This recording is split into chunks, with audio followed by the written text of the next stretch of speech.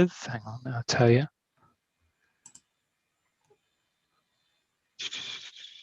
It is to do with the magical land of Dunwich.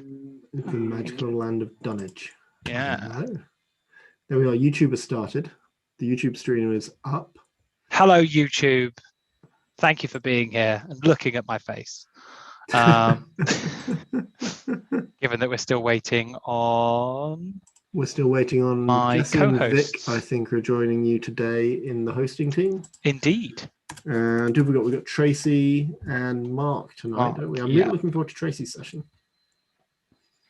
And Mark, they're both fantastic speakers. Yeah, I'm looking forward to both of them. Oh, there we go. We've got Tracy right now. Let's make you a host. There we are. Hello, Tracy. Hello. How are you? All right. How are you? Very, very well. Thank you. Just trying to see if... I think I accidentally made you the full host, Tracy. Tracy, do you mind making Chris Unwin the full host? Because by making you full host, I've demoted myself to panelist. Which means after I figure out how, I will do it. How do you do that? You go to the attendees, the participants pane, and hover over somebody, and where it says more, you can assign them different roles.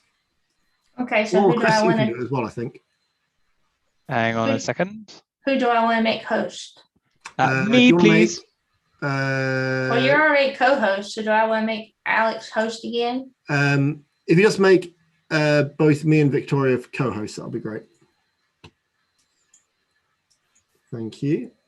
Evening. Good evening. Afternoon. Whichever way we want to call it.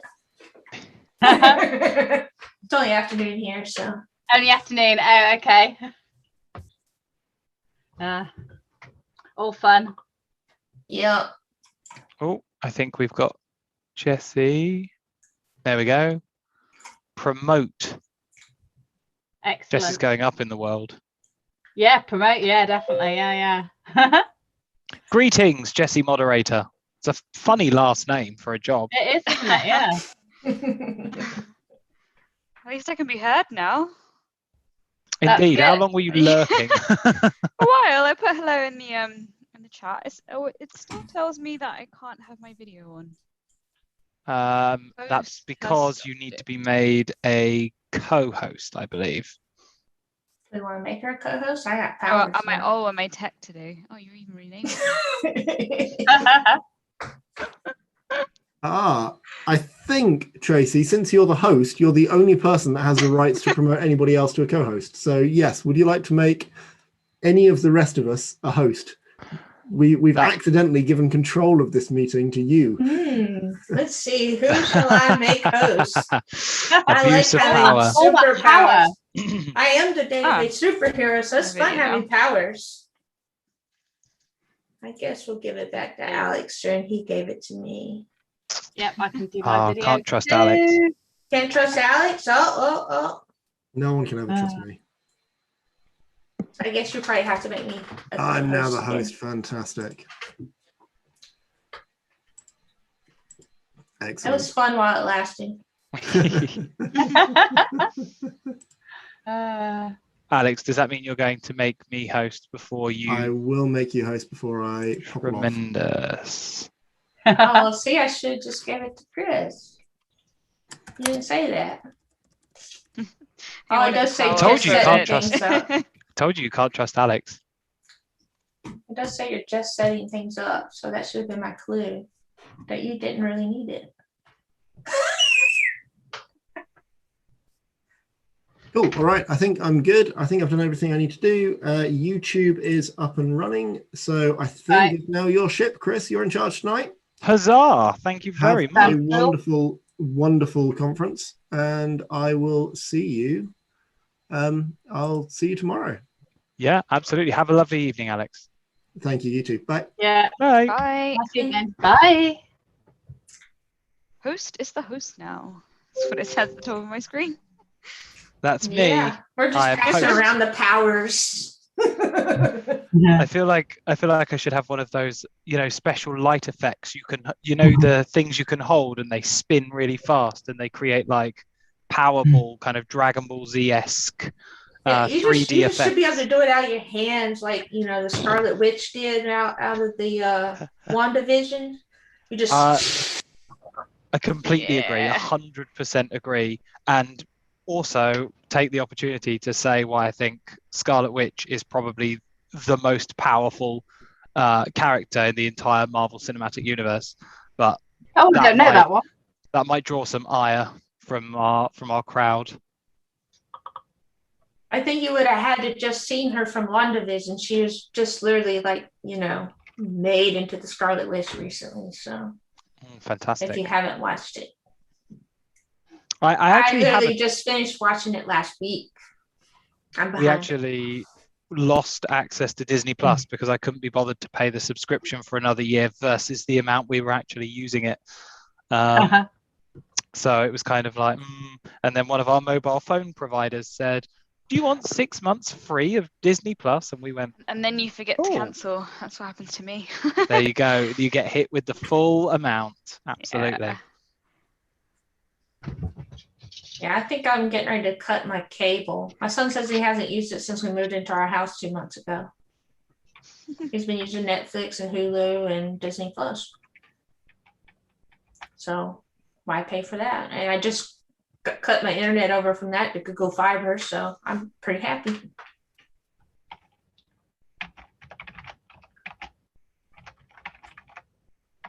Wonder if Mark's going to be okay with his power cuts and things. Yeah, that's a problem with, isn't it, with like technology and things.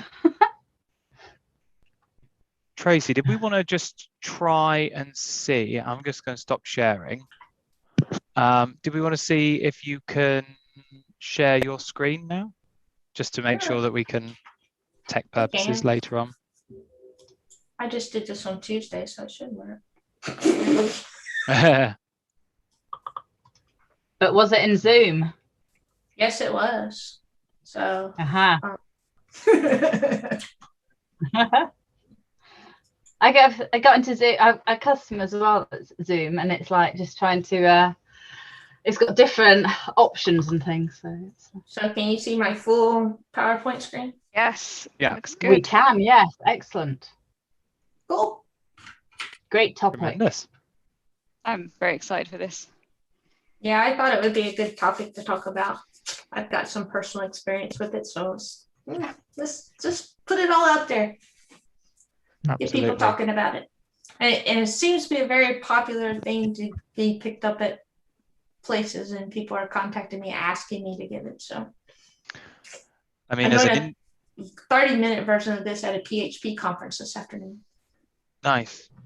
I think as an industry, this is something as well that's it's certainly, if it's not been helped, but certainly exacerbated by the pandemic. It's, a lot of people's mental health has been under an extreme amount of pressure, and it's hard not to crack at the seams somewhat. Yeah, we were already cracking at the seams before the pandemic, so. According to some statistics I gathered, so. I should look forward to the statistics then. Yeah, I got some statistics from a company that did some that gathered some stuff among IT people and did polls and stuff. So, and then I got some worldwide statistics just on how much money like businesses lose because of mental health issues and stuff. It's a staggering amount of money to me, anyways. Because like if I had that much money, I wouldn't work. I don't think there's any amount of money that could ever make me stop working. $1 trillion, maybe. Really? No, I absolutely love what I do.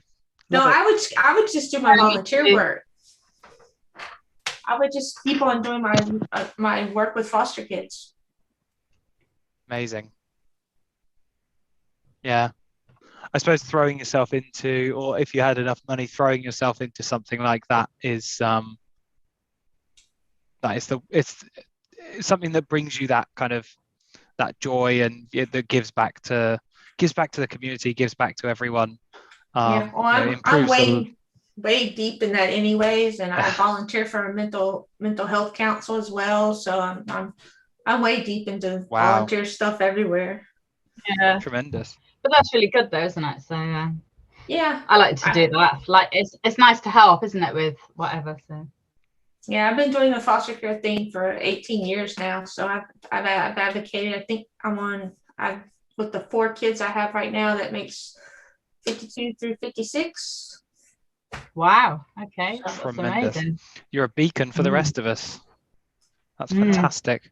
It's my pinned tweet on my Twitter profile because I wrote about it for a T-Sequel Tuesday, trying to encourage other people to do it. Because in the U.S., that program exists in every state and every county. So I don't know about other countries if they have such a program to help with foster kids. So because I just advocate for them in court, so I don't actually foster them. But it's been a worthwhile. I couldn't have fostered 56 kids in that amount of time. That's what I thought you said initially. And I was like, how? I just advocate for them in court. I mean, I one time I had 5 cases and 9 kids, and they were scattered all across the state. Like sometimes I get kids that are 3 hours away from me, and I have to visit them at least once a month. So like Saturday, I'm getting up at 6:30. I'm visiting all 3 of my kids. And I'm doing a loop, and I'll be home by 2. Blimey. Because I didn't make it any of the other weekends this month, any of the 3 cases I got. So it's like, okay, I can go here, and then loop back to the one that lives near me. As long as you've got a route. It works out fine because one takes me this way, down this way around the house, and then it brings me back up with this way and around. It's sort of like a circle. Any kind of route like that. My calendar and everything. Any kind of route like that, and I believe needs an ice cream stop at least halfway. There'll probably be some sort. I have to get lunch at some point, and yeah, I'll have to stop and get something. A milkshake, probably from Cookout, will be good. Local cookout place. I know where one of those are.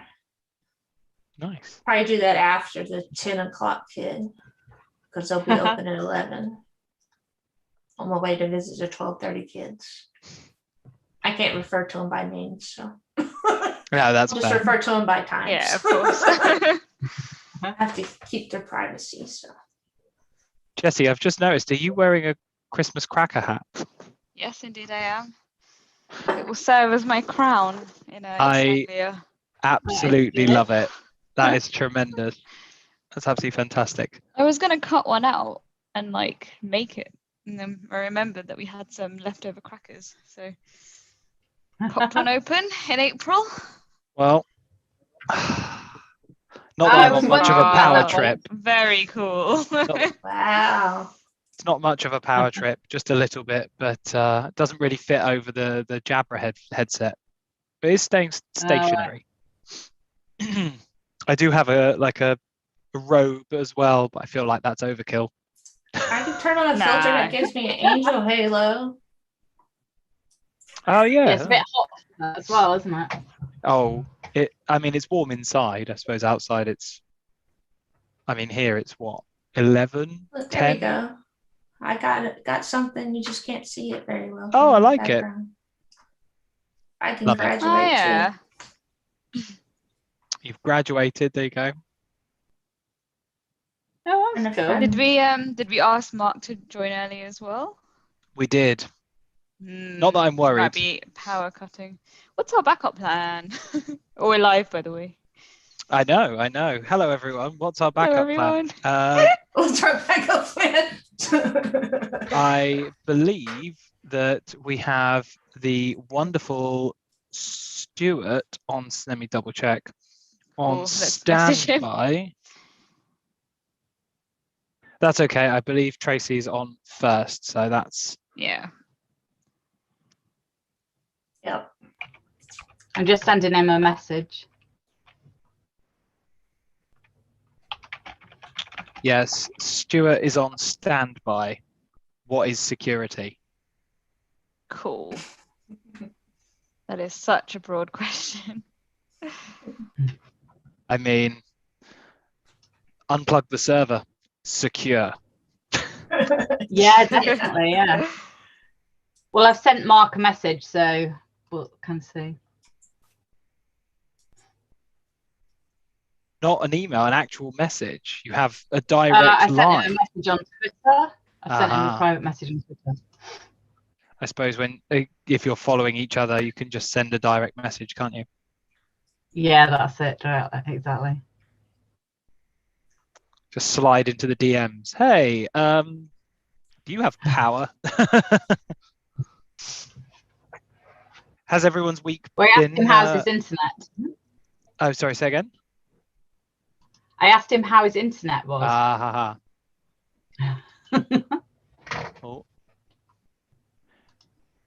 Oh, thank you, John. Well, security let me into this conference. You're absolutely right. Where would we be without security? We'd be in 1980. It'd be in our Genesis session from Data Saturday Redmond when it got bombed. Zoom bombed a few times. Oh wow. That before they implemented the stronger security, so you couldn't just guess meeting IDs or. No, this was this past weekend. What Really? happened is someone was trying to promote the event, so they put the Zoom link on Twitter. And, Twitter. Bad people hang out Twitter there. is a strange place. Oh, So there was a lot of nasty things that happened, and then they had to change all the Zoom links for everything, and so Fun. Oh no. It was bad.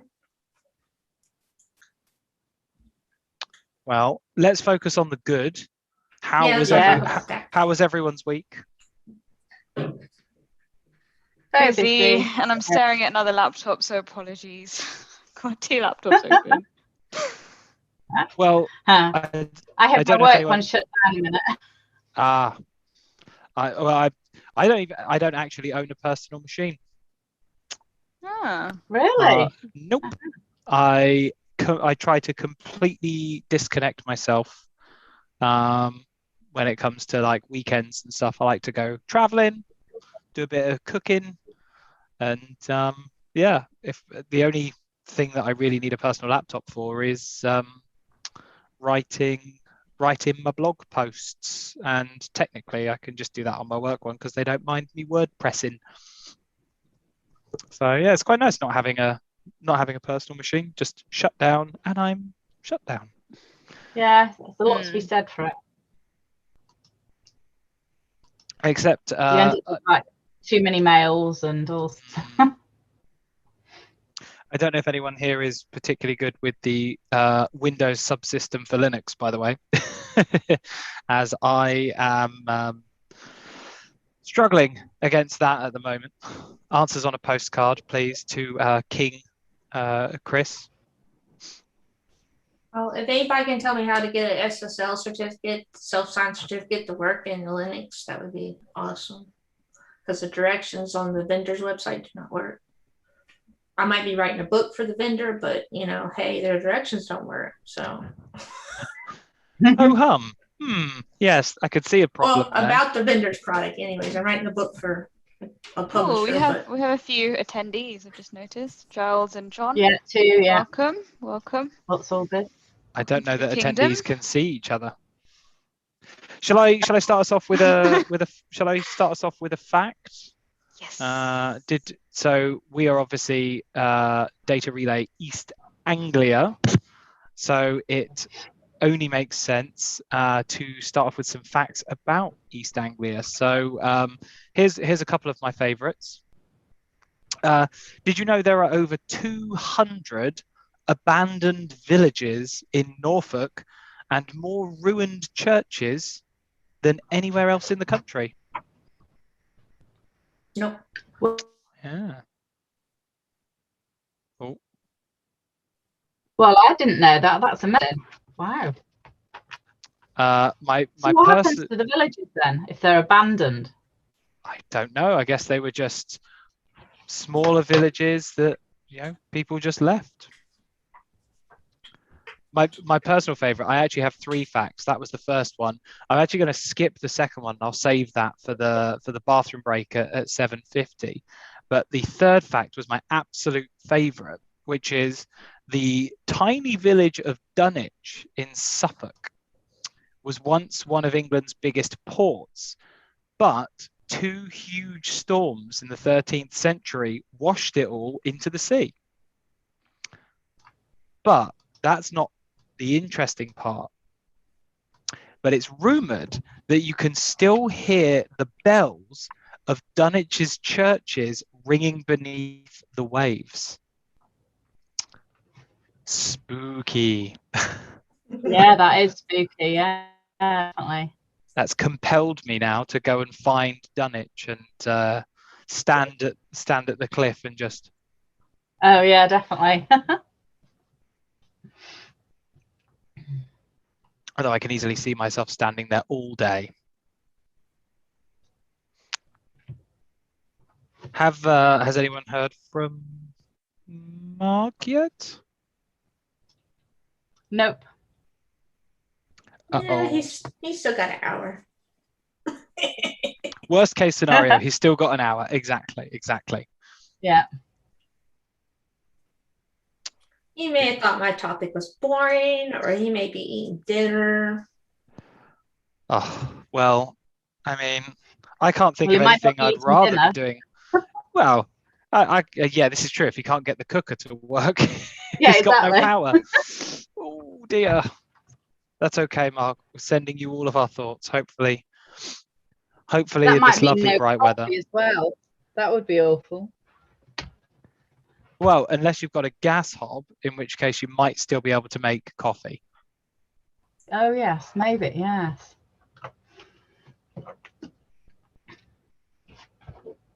I did have, but I don't know. I have just finished my decaf.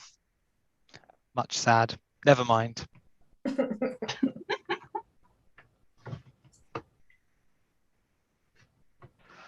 Well, I'm very excited still for both talks. I think it's going to be a really good evening. I think, yeah, it's interesting from this side, because I'm always a presenter and never a host, and it's really nice to get the opportunity to host, especially when you've got such wonderful co-hosts, moderators, and speakers, because all of that speaking anxiety just dissipates. And now I'm like, Yeah, I feel hey, the same. what's This is up, great. everyone? Just chill and act silly and stuff. Yeah. Do you have any before speaking rituals, Tracy? Is there anything you know like under your sleeve, or you have to wear a special T-shirt, or?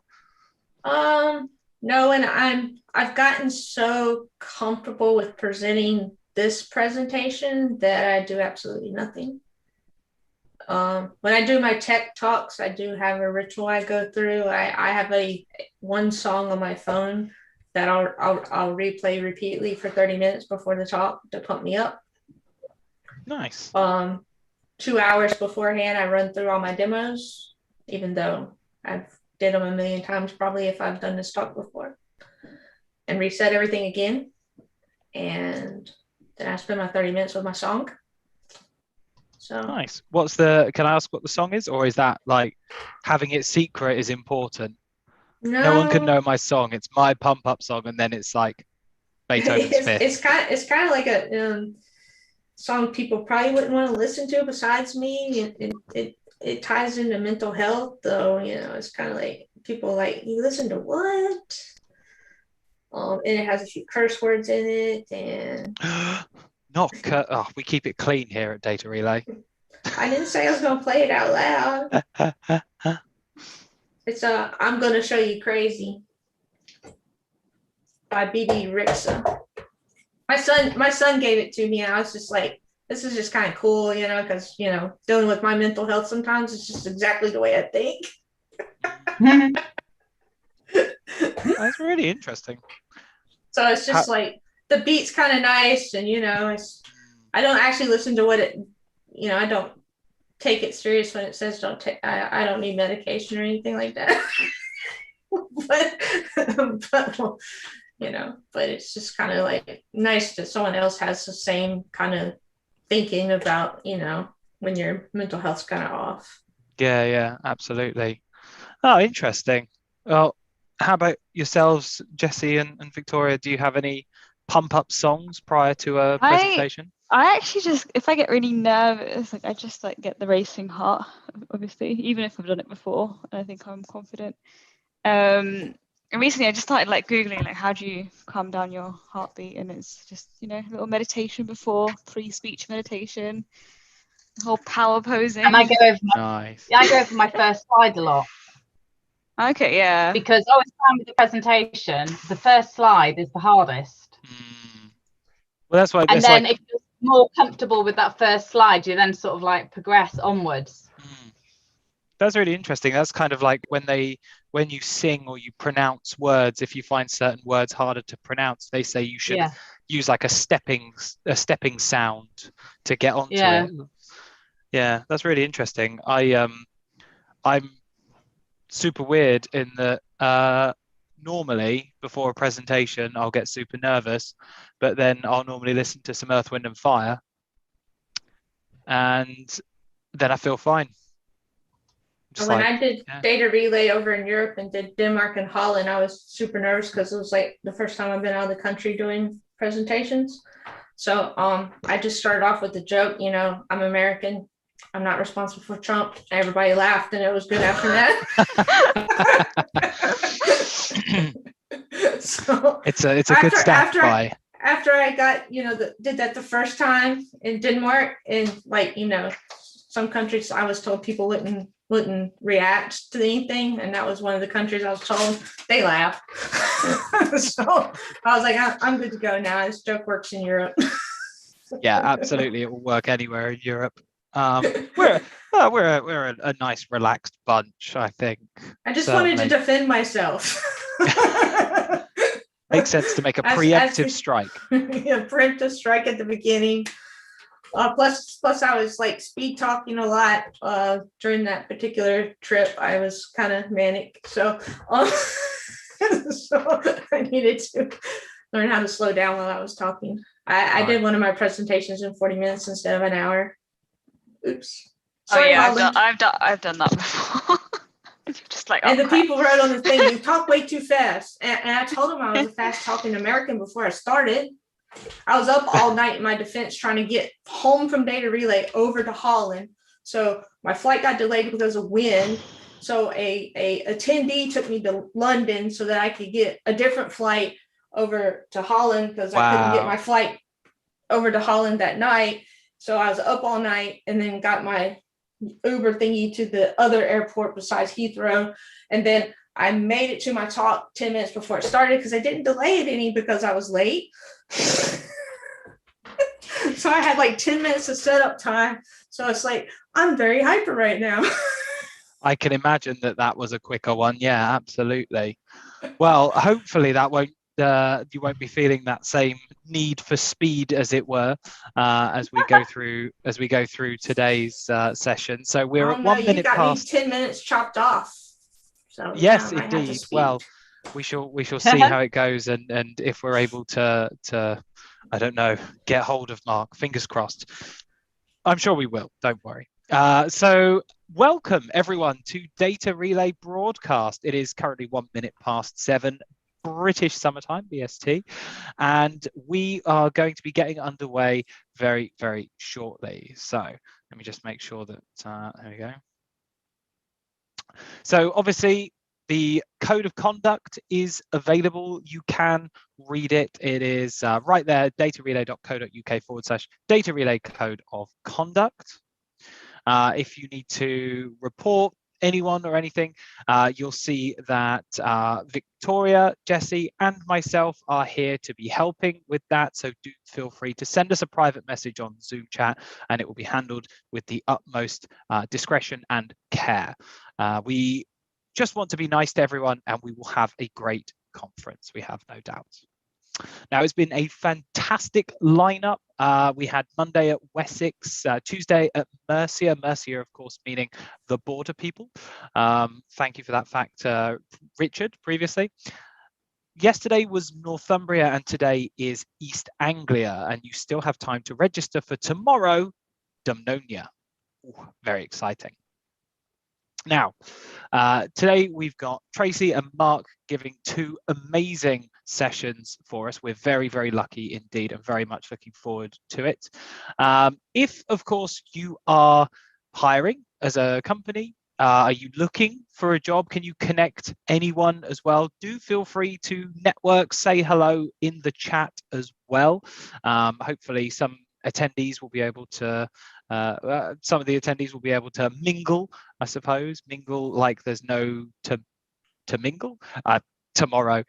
But do drop us a note in the chat, say hello to us, let us know where you're dialing in from. It's really great to have you here. And of course, hello to the great wide world of YouTube.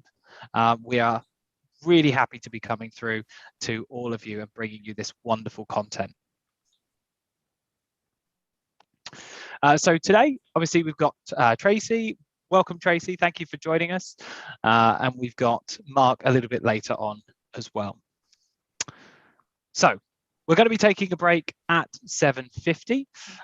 But for now, I think I'll take the opportunity to stop sharing.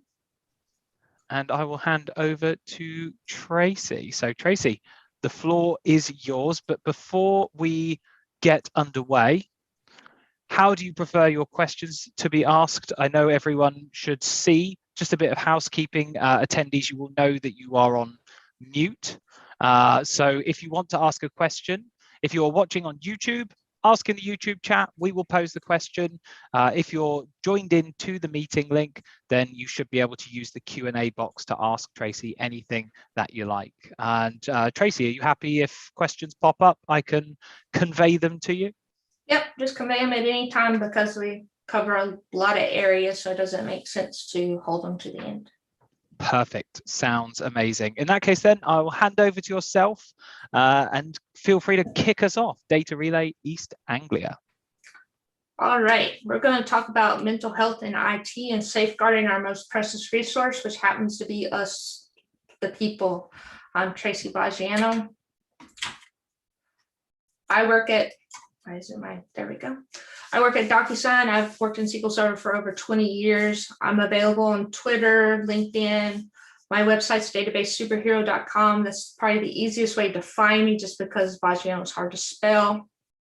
I achieved my mental health first aid back 2 years ago. It's achievable for 3 years, so I can help people if they're in a crisis. I volunteer for the Disability Rights of North Carolina on their mental health council to help people maintain their rights that have mental health problems and set up laws and stuff that protect them in our state here in North Carolina.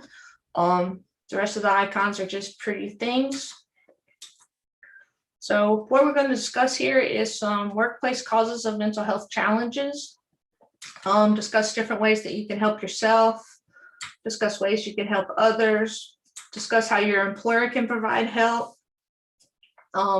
I do have a COVID section in here that, depending on time, we'll go through, and we'll provide plenty of resources for you to walk away with. I have like 5 slides of links. So first I'm going to go over who I am a little bit more in detail. For one thing, I am not a mental health professional. Don't mistake me for that. I am a database administrator with lots of history with mental health issues. I suffer from mental health issues. I have bipolar anxiety and complex PTSD, and my experiences at work have affected my mental health, and I have affected my mental health by working, and both ways. Work has done it to me, and personal life has affected work just by different things happening. We're going to stick to the work things that have happened that have caused things, or the accumulation of things that have caused things that have happened. And I'm just ready to talk about it more publicly and raise awareness around it. I've done a lot of research in the subject as it relates to the IT area, because face it, that's who the audience I have to speak to. And so I want people to be able to talk about this and be not afraid and not feel like they're alone when they're dealing with these issues. So I found this quote. I don't know who I found it from, so I had to put anonymous on it. But mental health isn't just mental illness. It's just part of being human. So you have physical health, you have mental health. It's just part of who we are. So what does positive mental health look like? Basically, you're realizing your full potential. You're able to work well, have your relationships well. You cope with your stresses of life very well. They don't, bog you down and make you think about too much stuff. They don't make you feel depressed or make you lose too much sleep. You're able to work productively at work and maintain your work schedule without too many interruptions.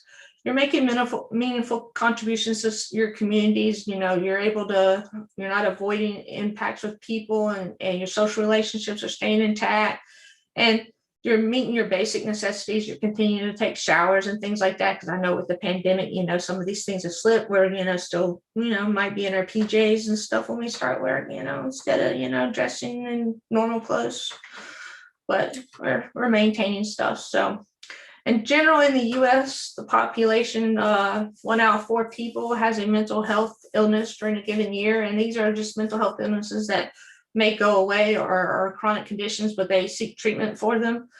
Some places say 1 in 5, but Johns Hopkins has the statistic at 1 in 4. In tech, that becomes 42% instead of 25% based on a survey that I found at OSMI. And I found a survey for the UK. You guys are in the UK. You guys are worse than us, or worse than that survey, because I don't know who all took that survey. You're at 48%. And some of the other statistics on there say that 66% of the respondents in this report are stressed by work. More than half suffer from anxiety and depression at some point. 13% say they are constantly stressed with symptoms and anxiety attacks and headaches that continually make them tired and affect their ability to work. That's just not a way to live your life because of work. I mean, come on, we need to be happy and go lucky, maybe not go lucky, but happy and able to function and be productive at work. So this is a general list of mental health disorders. Mainly, we're going to talk about anxiety disorders and depression, because those are the things that pop up when you have things at work affecting you. The different 4 things we're going to talk about that come into work that affect your mental health. A little bit about why I decided to speak out now. One is because I have a lot of personal experience with this, and I know people feel guarded and are afraid to talk to someone.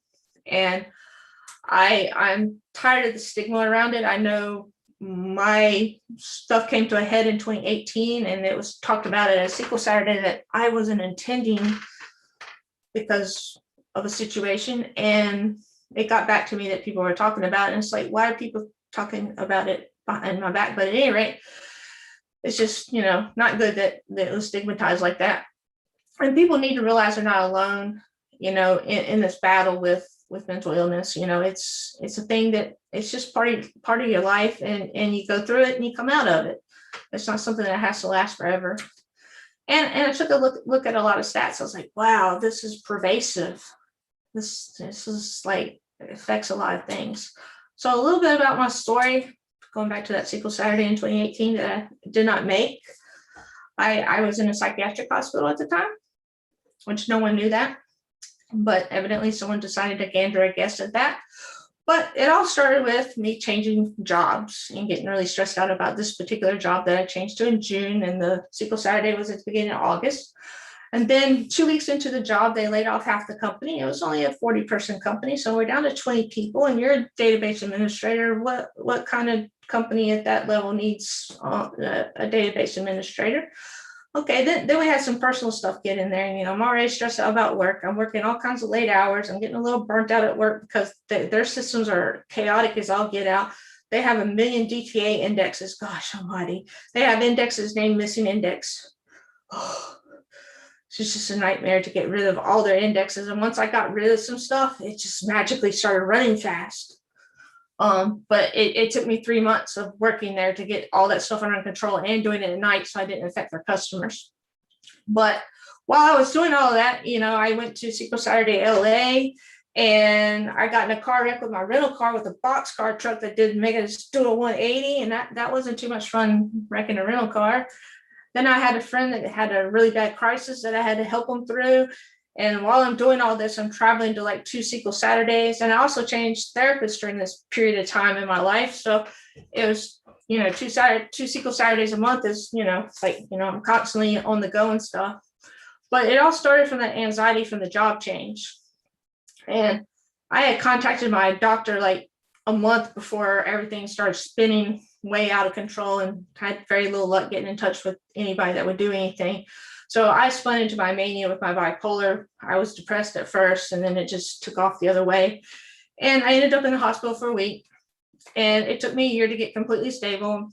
And so like I said, I talked about my diagnosis, but over the years, I've had other stressors that have been working. One's been being on call.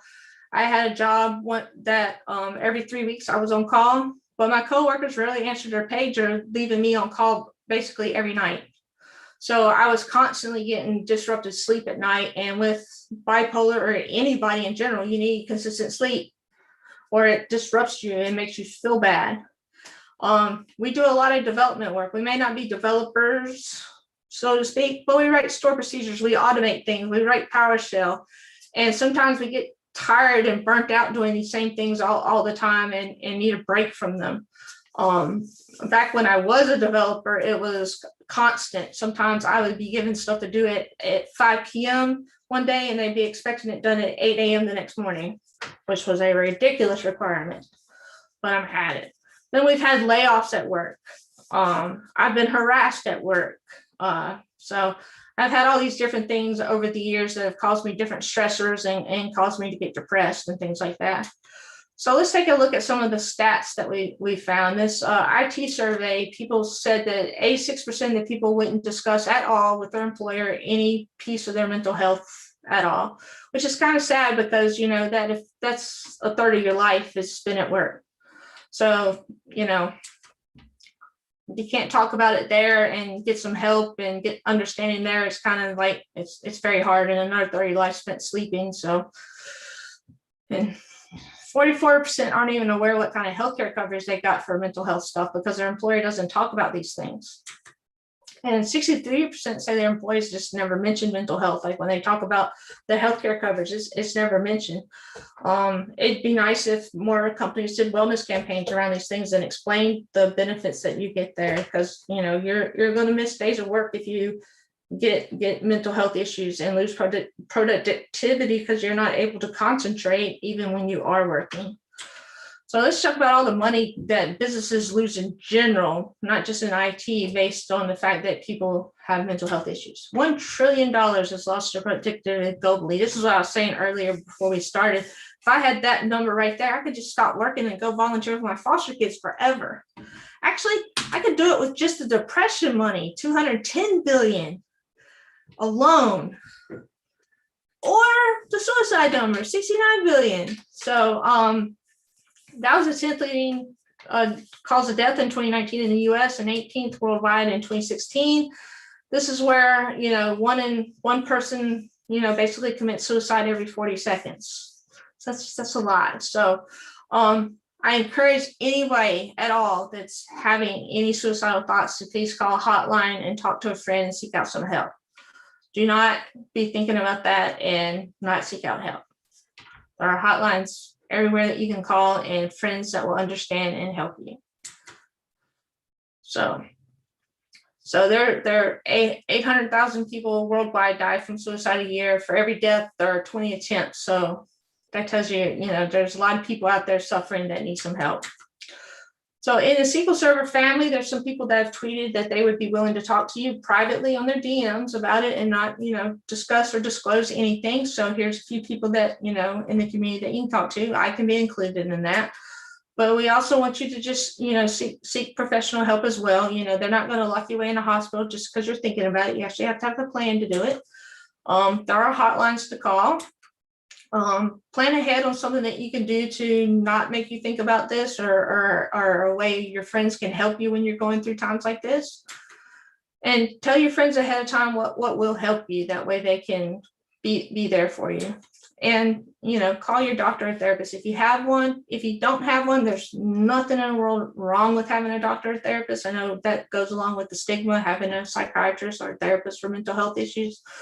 But I personally think everybody in the world probably should have a therapist, because we all have different issues in life that don't necessarily, relate back to strictly mental health, but things that we need like a third party to help us through. So this is just a map of where all the suicides happen at. Thankfully, we're not in Russia. You guys look pretty good. You're in yellow. The US looks kind of worse in orange. So some workplace causes that cause us to get into depression and anxiety. One is just stress. And sometimes it doesn't come from work, but this, comes from trying to keep our systems on 24/7. If you work in an environment like that, the environment I work in is DocuSign. We're 5'9", so it's like you can't make any mistakes. Because if you do, it's all over the company, and you're just stressed out that you might do that at sometimes. You're working a lot of hours to make sure things are happening and things don't break, so that can cause you burnout. We're always checking our emails and our phones after hours. I encourage people not to do that. If you're not on call, put the phones away, turn off all the little dings that can happen on your work things, and don't look at them if you're not on call. We also can get harassed at work, and not just sexually harassed. I'll go through more different ways of getting harassed later. And then you can actually get bullied at work. And I have a few examples of those later when we get to that slide as well. So stress and burnout. In the poll of 11,000 people, 56% of people reported stress and burnout. Now, back when I first started this presentation, I found this website. It's called burnoutindex.org. I encourage you to go take this, because I thought I wasn't burnt out. Evidently I was. I know at this moment I am a little bit burnt out, or probably a lot. I got a lot of things on my plate. But at that time, I didn't think I was. And according to the survey, I was. So it's like, go check it out. It's about 10 questions. So I'd be interested to get the 11,000 people to actually take the test before they report whether they're burnt out or not. So as far as stress and burnout goes, again, like being on call, having 24/7 uptimes, having unrealistic deadlines that you got to meet because things are going on, especially with COVID going on and everybody having different working environments and different working arrangements than they had before. Constantly being on our telephones or on our computers now. I mean, I've heard of people working crazy hours now because of COVID and because they're on all the time and stuff like that. So usually your burnout comes when you've had prolonged intense stress and you don't feel like you have any control over your situation to fix it. And you feel like this dude and you want to like smash something to get out of the situation. And it's just you're sacrificing all your personal time for these things, and you're just worried that things aren't going to get any better, and you have no way of making it better, you don't think. So we'll look at that later. So harassment and bullying. I've worked in places where people have gotten picked on for their age. I used to be called the child at 25 because everybody was 20 years older than me. For their height. So I had a manager that was 5'2", and he was picked on quite a bit for this because other managers are at least 6 foot. What you wear, they used to pick on me for wearing white socks because Michael Jackson wore white socks. What you eat, there was an Indian dude in our department that ate Indian food, and it has a different smell than American food, and they would be picking on him about that. I've also had, coworkers just yelling in the workplace. I don't think yelling in the workplace is appropriate at all, ever, and just make rude comments. A server would go down, I get back to my desk, and I'd be being yelled at. What did you do to it? I wasn't even here. And making fun of your colleagues in any way, like for those reasons, is not cool. The proper ways to poke fun at your colleagues and the improper ways when you're getting in the wrong ways. So sexual harassment. I worked at this one place, you know what normal sexual harassment is, but I worked at this one place where the guy had the Playboy magazine calendar up, and it was reported to HR. So he just stuck a sticky note over the offensive part, and he was allowed to leave it up. I don't think that was appropriate. And don't pick on people about their religion either. I mean, we had, Muslims that at one place where I worked, where people were in the Bible Belt down in North Carolina, highly Christian area. So people did not treat him very well because of his religion. So, and all of these things can, cause people to get depressed about their job because they got to go in there and deal with these people every day. So So how can you tell if things are affecting your mental health? So one is you can become more sad or irritable. So if you start feeling down or you start biting people's heads off more than normal, you're probably starting to get there. You can have extreme mood changes. You can get highs and lows. So you can start feeling depressed, or you can get a lot of energy. You start having excessive fears and worry and anxiety about things at work or even things at home. You start pulling away from people and activities, things you used to like to do, like playing video games, for example, to do something away from work. You just stop doing it because you just, you don't care anymore. These days we're not hanging out with people, but you know what I mean by that. You get changes in your sleep and eating habits, and you have trouble concentrating. It's different ways it has affected me over time because, I have the different diagnoses, so I get a little bit of different effect. But I've missed work. I've had, doctors write me notes out of work. Well, same doctor write me notes out of work at least 3 times just because everything has just gotten to a head.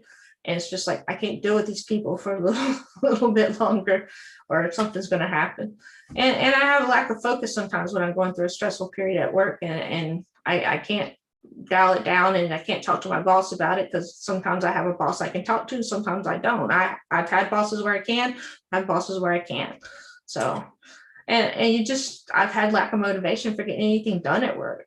Just like, I don't care today. Some positives, sometimes I get just a real extreme energy from things. Yesterday I did, but I think that might have possibly been from the 12 Coke Zeros as well. But I think that's from the stressful event I'm dealing with personally. But also, when servers go down, I work really well under that particular type of stress. So that's a positive for me. I call that my superpower. So I've just lived a stressful life, so I have a really good ability to absorb that type of stress.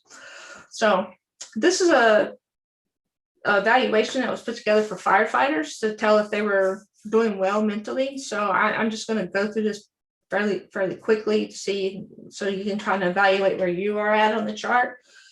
And like I said, worst case scenario, if we don't make it through stuff, we will be skipping the COVID stuff, and you can download the slides to look at that. So if you're thriving and you're doing fine, you're calm and steady, you don't have any major mood fluctuations, you're able to take things in stride as far as stress and when things change. You have consistent performance, you're not, unproductive, and you're getting things done. Everything on your to-do list is, the normal way you take care of your to-do list, because some people still don't do their to-do lists even when they're got it. You're able to take, criticism, criticism the way it's supposed to be given, feedback, and adjusting changes in plans, and you're able to focus. You're also able to communicate effectively, because sometimes when you're depressed, you can't think of words to say, and you're irritable, so you say things that you don't mean to say, or you're short with people, and your sleep patterns are normal, and you're eating normally. Now, if you're starting to deteriorate a little bit, you're in the surviving mode, something isn't quite right. We're still a little bit optimistic about the situation, given the picture. You start getting a little bit nervous and a little bit sadness, so a little bit of the mood fluctuations. Start getting a little bit inconsistent in your performance. So, you might start showing up at work a little bit later and not, quite able to concentrate a little bit well. You get more easily overwhelmed or irritated about situations. You have an increased need to control things that are going on around you, and you have difficulty adjusting to changes when a project comes at you and all of a sudden they decided to hey, let's rename all the servers in this environment for the 3rd time and rebuild them. You're like, oh, what are you talking about? Trust me, that's a current project, come on. And you start having trouble sleeping or eating. You also start, your activities and relationships you used to enjoy are not as interesting or even stressful for you to enjoy. You might have some muscle tension or low energy and headaches at this point as well. So when you start struggling, this is probably when it's time to start seeing a therapist or a doctor to work through some things and have someone to talk to, or talk to a friend. You've got the persistent fear and panic and anxiety and persuasive sadness, and you just feel hopeless. You're exhausted. You've just got poor performance and difficulty making even decisions like what's to eat tonight. I get in those ones a lot. I can't decide what I want to eat, or just even concentrating on an activity. Sometimes I have to, when I need to concentrate on work, I have to make an extensive to-do list and just go down like every little bullet point of what I need to do to get through a day. And you start having fatigue, aches, and pains. You also start avoiding interactions with everybody. You're like, I don't want to talk to nobody. Go away, leave me alone. I just want to be in my world. So you're wearing the little whale with the picture. And your sleep's disturbed, and you may start self-medicating with substances or food or other numbing activities. If you're in a crisis, this is definitely where you need the therapist and the doctor. You know, you're pretty much disabled and you've lost the ability to function pretty much. You're having panic attacks, nightmares, or flashbacks, possibly. You're unable to sleep or stay asleep. You're having a lot of intrusive thoughts about things. You may even be thinking of suicide. Again, call a hotline or a friend, please, please, please, please. You easily get upset or aggressive about things. You make careless mistakes because you have the inability to focus, and this is not good when we work in IT. You start feeling numb or lost and out of control, and you withdraw from all your relationships, and you may have the dependence on substance, food, or numbing coping activities. So that's kind of a chart you can go through and try to gauge where you're at on the chart to see where you're at. You may be fine, you may not be. COVID's been very stressful on a lot of people this year. So 10 ways we can avoid burnout in IT. One is to take some time off from work. I know with COVID, it feels like we don't need time off from work because we're home all the time, but we do. Today is a PTO day. I know I'm doing 2 presentations today, but those are only taking up an hour and a half. Tomorrow's a PTO day because I took today off. So that'll help me de-stress.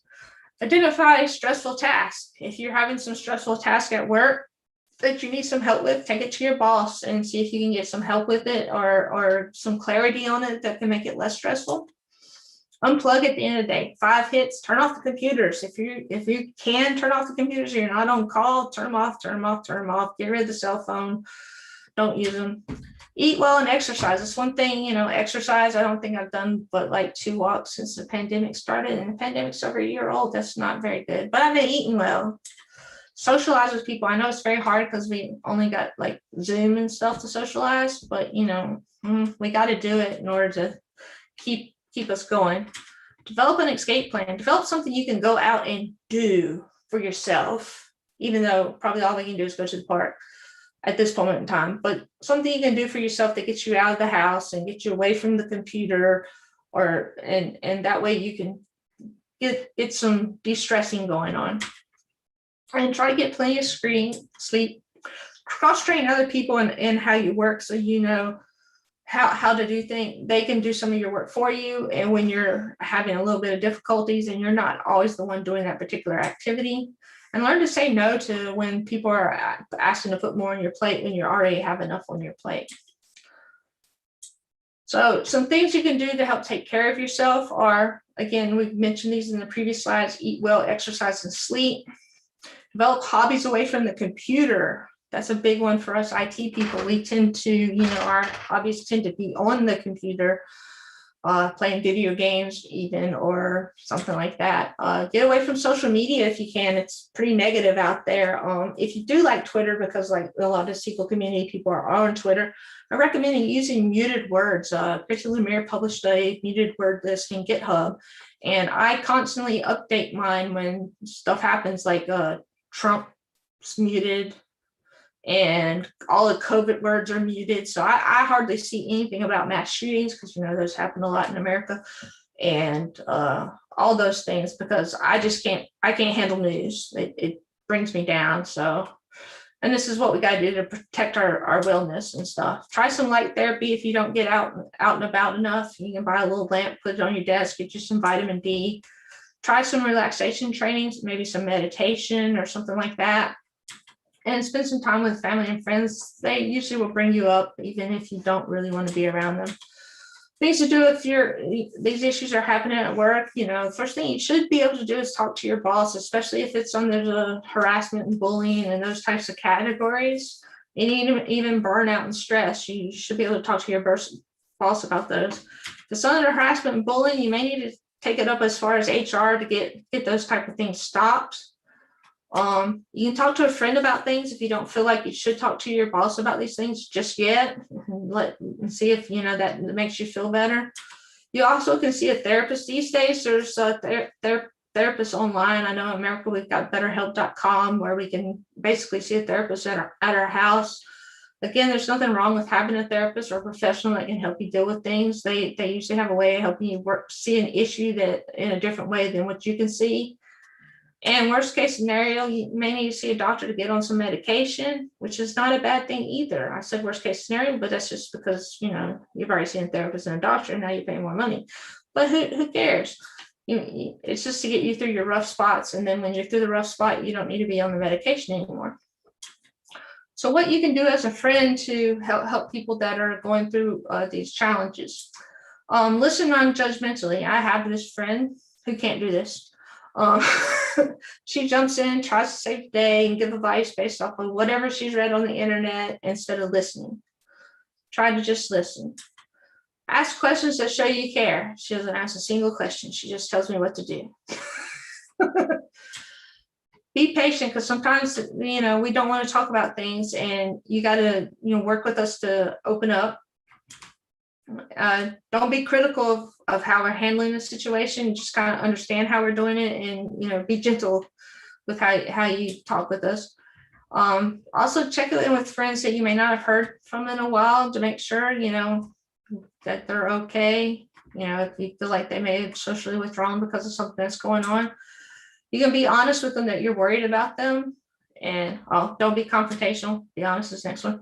Be honest about your concerns about them. And if you think they need to see a professional, offer to go with them to find one and go with them for their first appointment. You can sit in the lobby or go in the back if they will allow that. What not to say to people. I've had all these things said to me that are terrible, so I remembered them all. Just pull yourself together. I can pull myself together and get out of it. Snap out of it. Just pray about it. These are my church friends that say that one. You have the same illness as such and such, and they do blah, blah, blah. And everybody's illness is a little bit different, a little bit the same. And things aren't going to work too well if you try to compare. But if you were to say it in a different way, it would work better. Have you tried doing this instead of, so-and-so does this, this should work for you.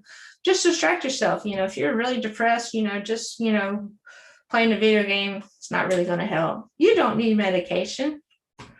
And I meant to delete that. That's supposed to be on a different slide. So, and don't tell them to stop acting crazy. We don't like using the word crazy because, that's just not nice. Just don't worry about it. When people are stressed out about stuff, you can't tell them not to worry about it. That's why they're stressed out. Try to talk them down instead of using just that simple phrasing. Cheer up. Yeah, we're depressed. Cheer up. It's going to work. Therapy is for people who are weak-minded. Straight from my father's mouth. And things will be better in the morning. Yeah, that's how we fix everything. And stop focusing on the bad stuff. Some things you can say to people. You can be honest with me, because that's something that is truly hard to get people to do because of the stigma that goes with mental illness. Sometimes try to get them to go for a walk, because I found out in my mental health first aid training that sitting across from a table across from somebody is considered more confrontational than standing side by side with somebody. So you probably can get them to open up more if you're walking with them and just taking it easy and trying to have a gentle conversation with them. If you know they're in treatment, you can ask them how their treatment is going and see if there's any help you can be there. And if you know that they're not and you think they need to be, ask them if you can find them some help. And if you feel like they're not telling you how they're really doing, stick the word really in there and tell them you're really interested to know how they're doing. Because some people like me just say fine all the time. And ask them if they want to go out and do something. Now, I know with COVID, we really can't do that. But, when COVID's over, go back to normal life. And tell them how glad you are to have them in their life, so you can kind of remind them of, that they are important to somebody. And bring up some memories that you have with them. So, what employers can do to help achieve wellness? One is to create open vacation policies. I know in America, I think the lowest vacation policy they can give salaried employees is 2 weeks. It's very low. A lot of companies have went up to 4 weeks in IT. Some have it, but with open vacation policies, you could take as many days as you wanted. Then a lot of people don't take hardly anything. But with these, then people can feel better about taking days off when they do have, when they feel they need an extra day here and there. Offer flexible work arrangements. You know, some people do better working in the evenings than the mornings. They may want to come in 30 minutes late. Don't tell them that they can't take their doctor's appointments except during lunch hours and things like that. I literally had a job that said that, and my doctor took lunch. It's very difficult to figure out that one. Honor the 40-hour work week. My poor coworkers work more than 40 hours. I don't know how they do it. A couple of them anyways.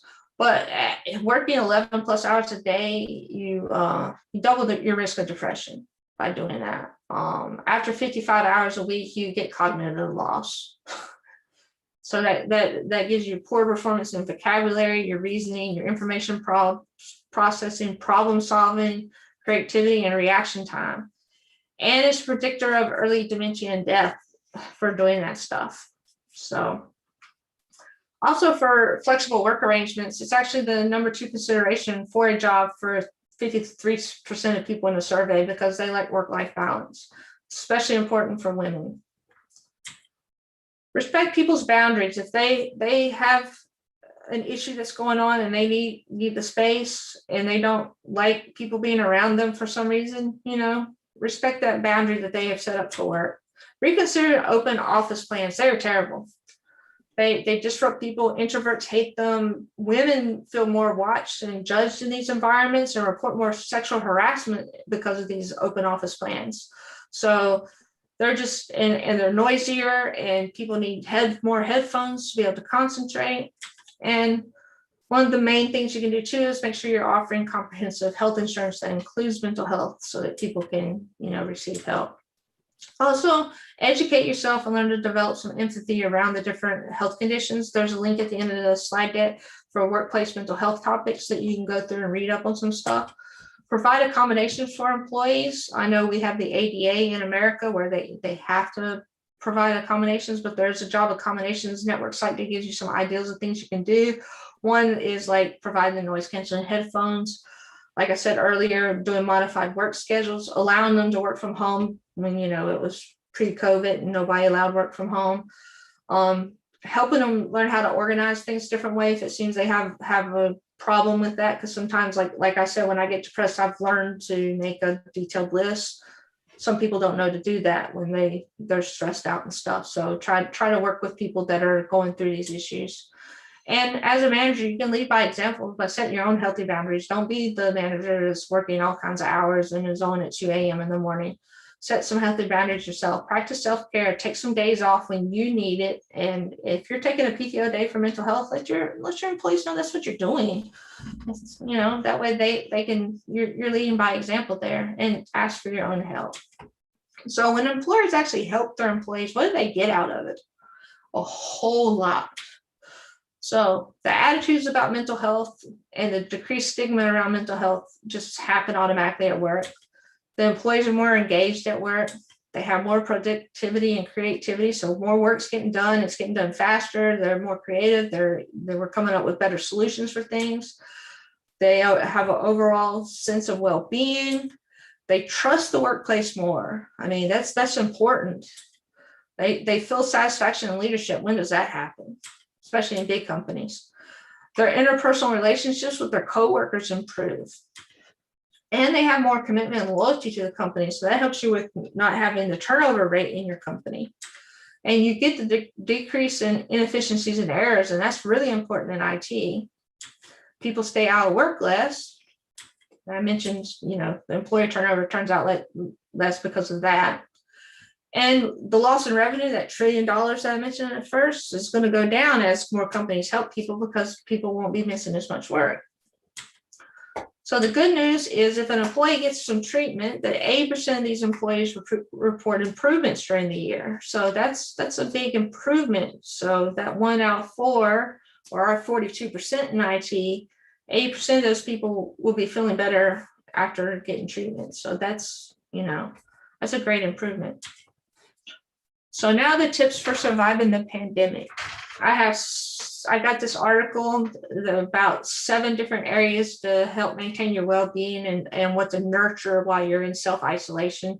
that I thought would be important to add to this presentation, because the pandemic is really just wreaking havoc, I think, on everybody's mental health. And so I thought it'd be important to help people, stay connected. Some of these things we've already discussed, like we'll probably hit sleep again. But one is to have a sense of connection with people, schedule socials. I do have a happy hour with some people in the SQL community every Friday.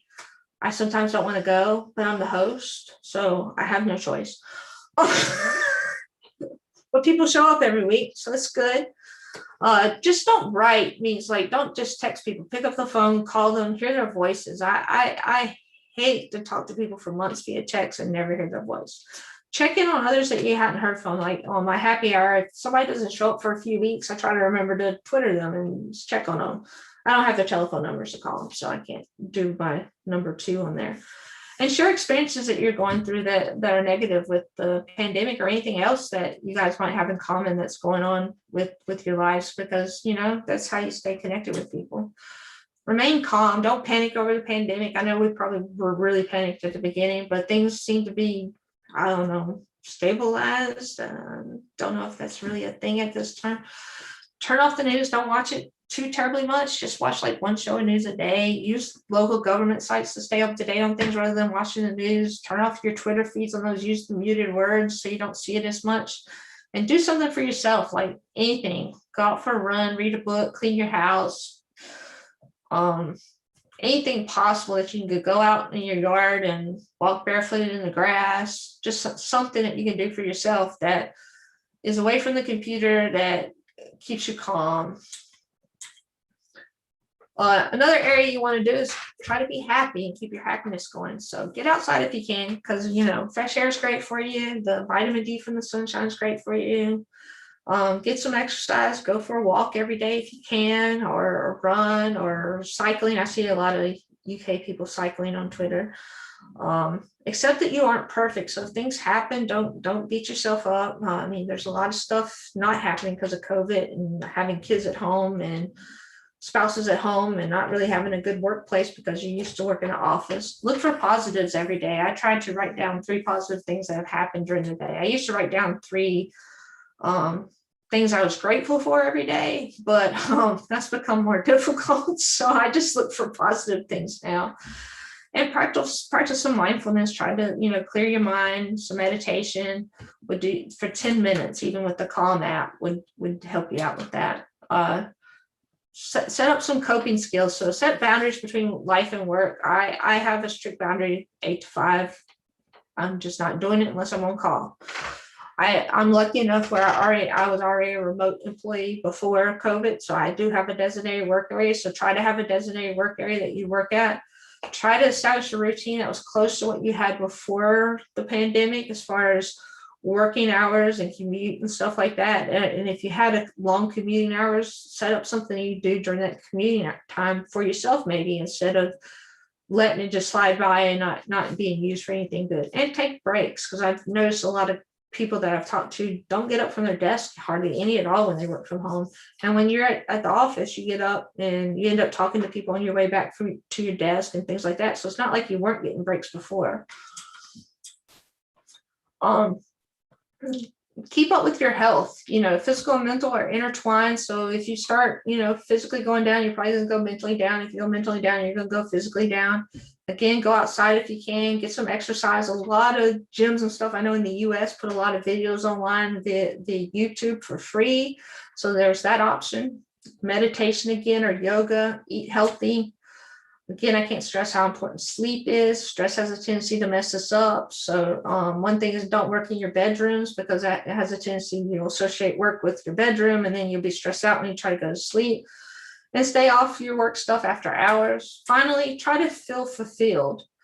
Your productivity can feel down because you're working remote.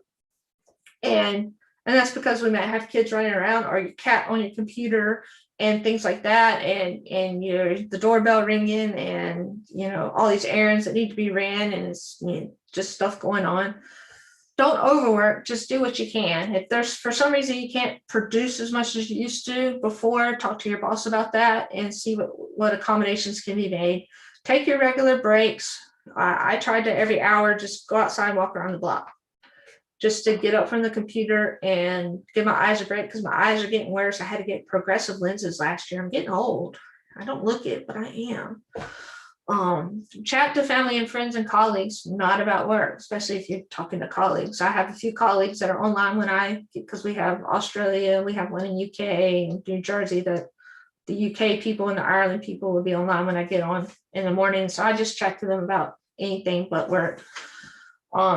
Set an agreement with your boss on realistic goals based on your situation. So if you're having, like, again, situations different at home than it was before, talk to your boss about ways you can fix that.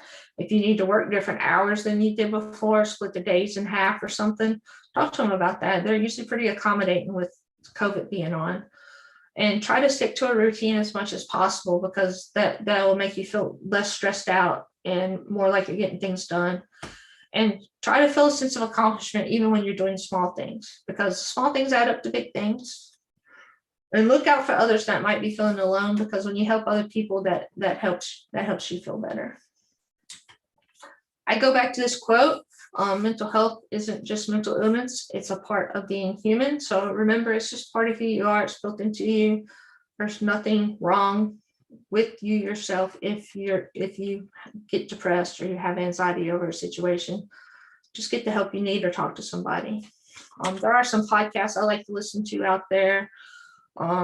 There's a not so safe one for work I listed on here. The Hilarious World of Depression is funny as all get out. There's this comedian that interviews other comedians, and I think every comedian must be depressed based on this podcast. The Happiness Lab is based on a Harvard class that this Dr. Lori Santos was going to give, and she thought nobody would take it, and it like took off. And there's probably a zillion other ones I listen to, and I probably need to update that slide. There are a few blog posts that have been written in the community about different issues with mental health. If anybody happens to know of any others, let me know, and I'll update the slide. I'd be more than happy to have like 50 slides with people that have written about mental health in IT. Here goes some resources as far as everything where I got all my statistics from are on here, or anything that I pulled out information from is on here. Articles to read about mental health and tech are on here. So I think there's 4 or 5 pages of this. And then I put the self-evaluation again back here, but that way if anybody skipped to the resources, they could just redo this again. And I didn't get any questions yet, but I'll pause here for questions. That was absolutely fantastic, Tracy. Thank you so much. Super interesting as well. You were right about all the facts, kind of all the statistics that you found really kind of hitting home. It's quite surprising almost, and quite harrowing, kind of, how pervasive, like you said, it is. If anyone has any questions for Tracy, do please feel free to pop them in the chat, either in the YouTube chat or in the chat or the Q&A section in the meeting. I think this is a perfect opportunity to do that. Yeah, so one comment already, no questions, just applause from me. I think I speak for everyone when I say that's yeah, pretty much how we're all feeling. I think I do have, I have one question if no one else is going to ask a question. Go for it, King Chris. Well, thank you. So you talked there about sleep being really important as well, being one of the many important pillars of good routine, of good mental health. Yes. And there's a lot of people who, unlike myself, my face hits the pillow, and regardless of what state I'm in, I'm out. But there's a lot of people out there. I'm so jealous. I don't know what it is. I can go to bed worried or relaxed or whatever, but my face hits that pillow and I'm gone. But there's a lot of people out there, and a lot of my friends and family included in that, who toss and turn, and they can go to bed stressed, not stressed. There could be something bubbling under the hood. Do you have any good tips for being able to sleep better, or by any tips to create a better sleep habit or routine? Yeah, one is to turn off your screens like an hour before bed. Okay. The Calm app that you can get on your phone has, like, if you want to do like a brief meditation, you can, but it also has longer sleep ones that'll go like 60 minutes that you can listen to that can help calm you down as well. Other than that, I take medication for it because my brain will not shut off without medication. I suppose there's a lot of people out there who will say, oh, well, I don't want to take medication, or Yeah. I want to avoid medication at all costs. But I suppose sometimes it is necessary, isn't it? It's when you get to that point where you need it, and it's agreed by, like you say, if you speak to people, your doctors, your therapists, that could be a really, really great. We did have and that's why I suggested the Calm app first, because it does have, I've been able to use that on occasion, like during the middle of the day if I'm tired. I've been able to use that to calm down, not to go to sleep, but it doesn't work for me at night. So, Jesse, but that is a great app because it does have the like a longer program in there for sleep. Like it has one for the Outer Banks. Nobody knows what that is in the UK, but that's part of North Carolina. And it has waves and all this stuff, and it talks to you in a nice, sleepy-ish voice and stuff like that. So, and then you have the guided meditations that you can do just to calm yourself down, and it walks you through that and stuff like that. So it's a good app, I think, to get just to help you with that. And I know, like, some insurance companies I know in the US have started like paying for some things like that, some meditation apps. So I don't know about the UK, but check on your benefits to see if there is possible that you have that. Yeah, absolutely. Jesse's also shared a fantastic resource in the chat box, which it's a very good book. It's so anyone who's watching on YouTube or anything, the book is called Why We Sleep. Jesse, do you want to give a 2-second rundown? It's really good. It kind of just breaks down. I think it's easy with work as well, just to like kind of deprioritize sleep and not prioritize it enough. And it kind of runs through various studies they've done and why it's so important. And then, tips essentially for, there's a really funny bit in the book actually where he says, most people would be really upset if you were reading my book and you fell asleep, but actually I'd be really happy if you did that, because that means you're going to get a good night's sleep. So absolutely. Sounds like a good book. Yeah, it's good. Also, I think for a lot of people who are listening, I think, maybe I'm right in saying this, but Headspace, who are obviously one of the largest providers of those apps, I think that during the pandemic they have been offering Headspace for free, I believe. That might need some substantiation, might need checking. I'll ask my tech help and fellow moderator to fact check me on that one. Check that. But I think they were at the beginning of the pandemic, if I remember correctly. I think Calm was doing the same thing, if I remember correctly. I've also got some weighted blankets recently. So I am a tosser and a turner, and those are good too. They just stick you to the bed. They're quite good. And if you get a cat that won't let you move, you might fall asleep. It's Headspace is 30% off. Okay, so 30% off still. Yeah.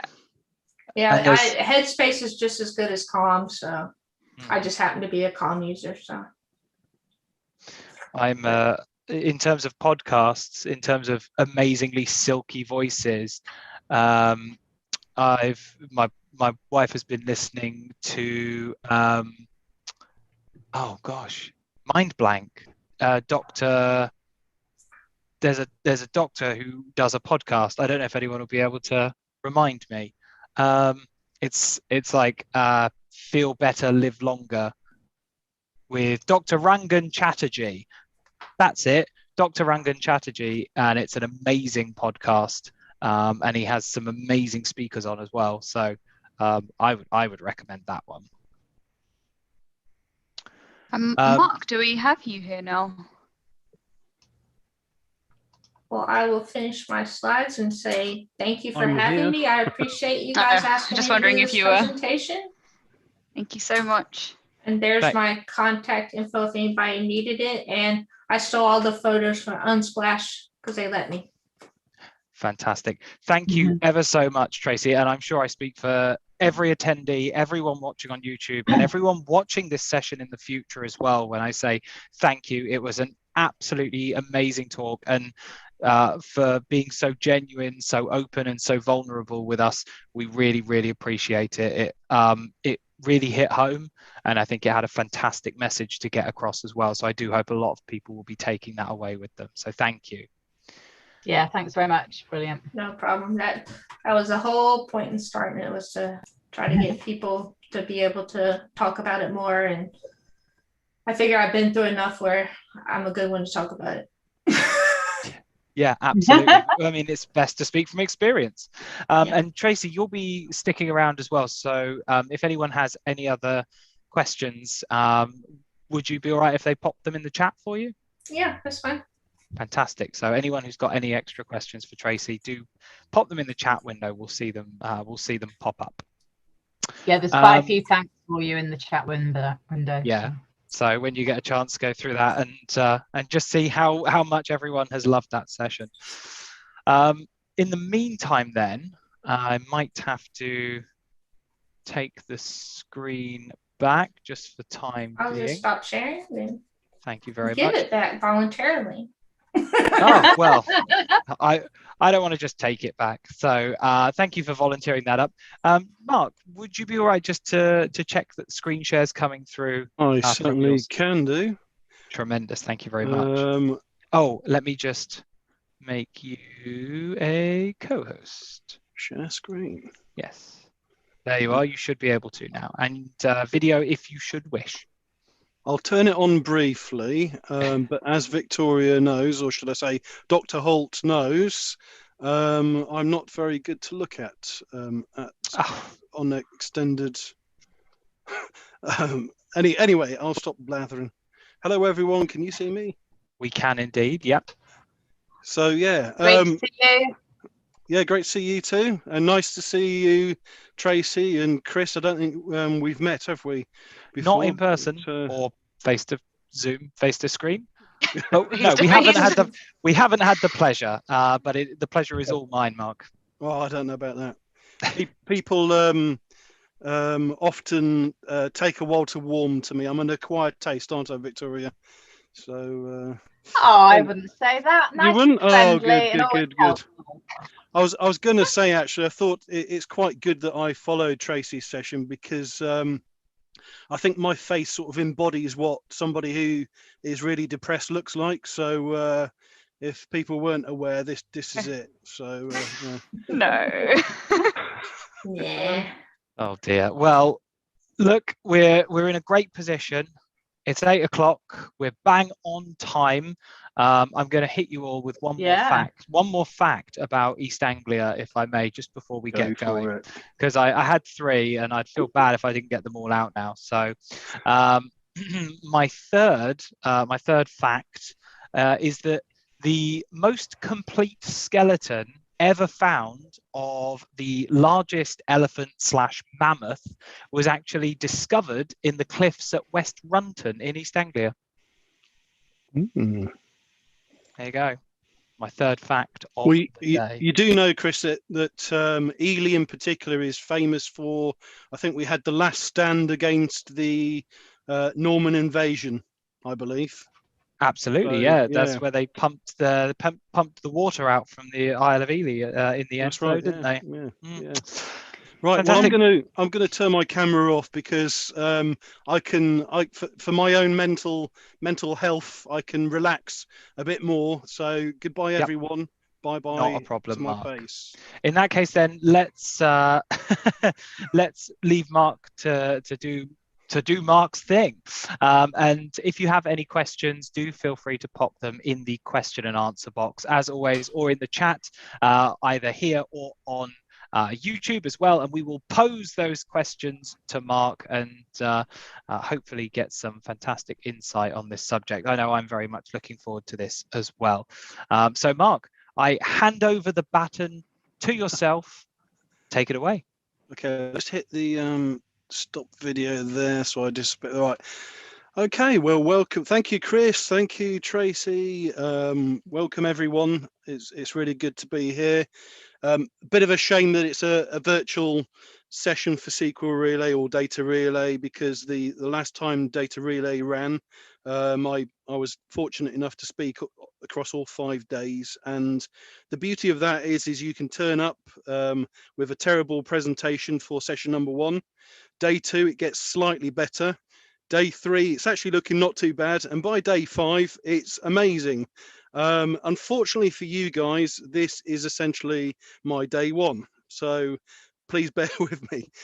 What we're going to be talking about today, if you didn't already know, was we're going to be talking about graph databases. This is really what I've learned in the last 6 months, which I will go on to explain in a second well, after this slide.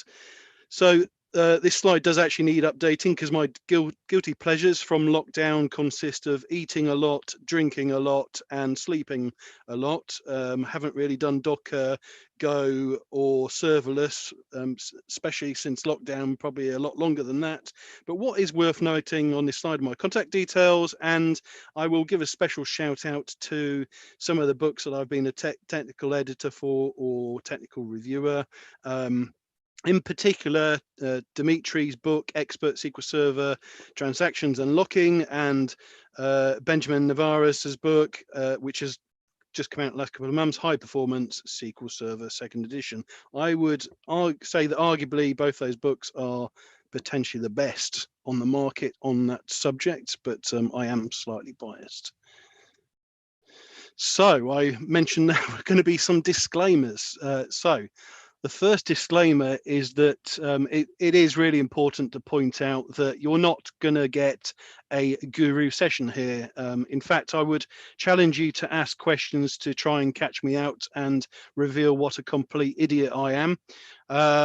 Because I've only been using graph database technology for about 6 months, even though I've known about it for a lot longer than that. And, you know, I've learned various skills and capabilities, but it's not a comprehensive set of knowledge. And which moves on to my next point, that there will be lots of holes in this presentation and my experience.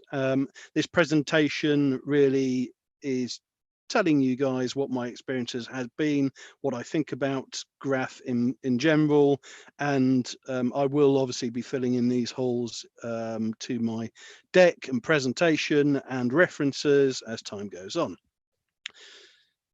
So, product selection here is not definitive. If you do a bit of research on graph databases, you will come to the conclusion that there are a gazillion products out there, and you know, really, what product do you go for? I will touch upon a few, but what I would suggest is just try loads and try and find one that fits, but don't ever pin your mast to the stand.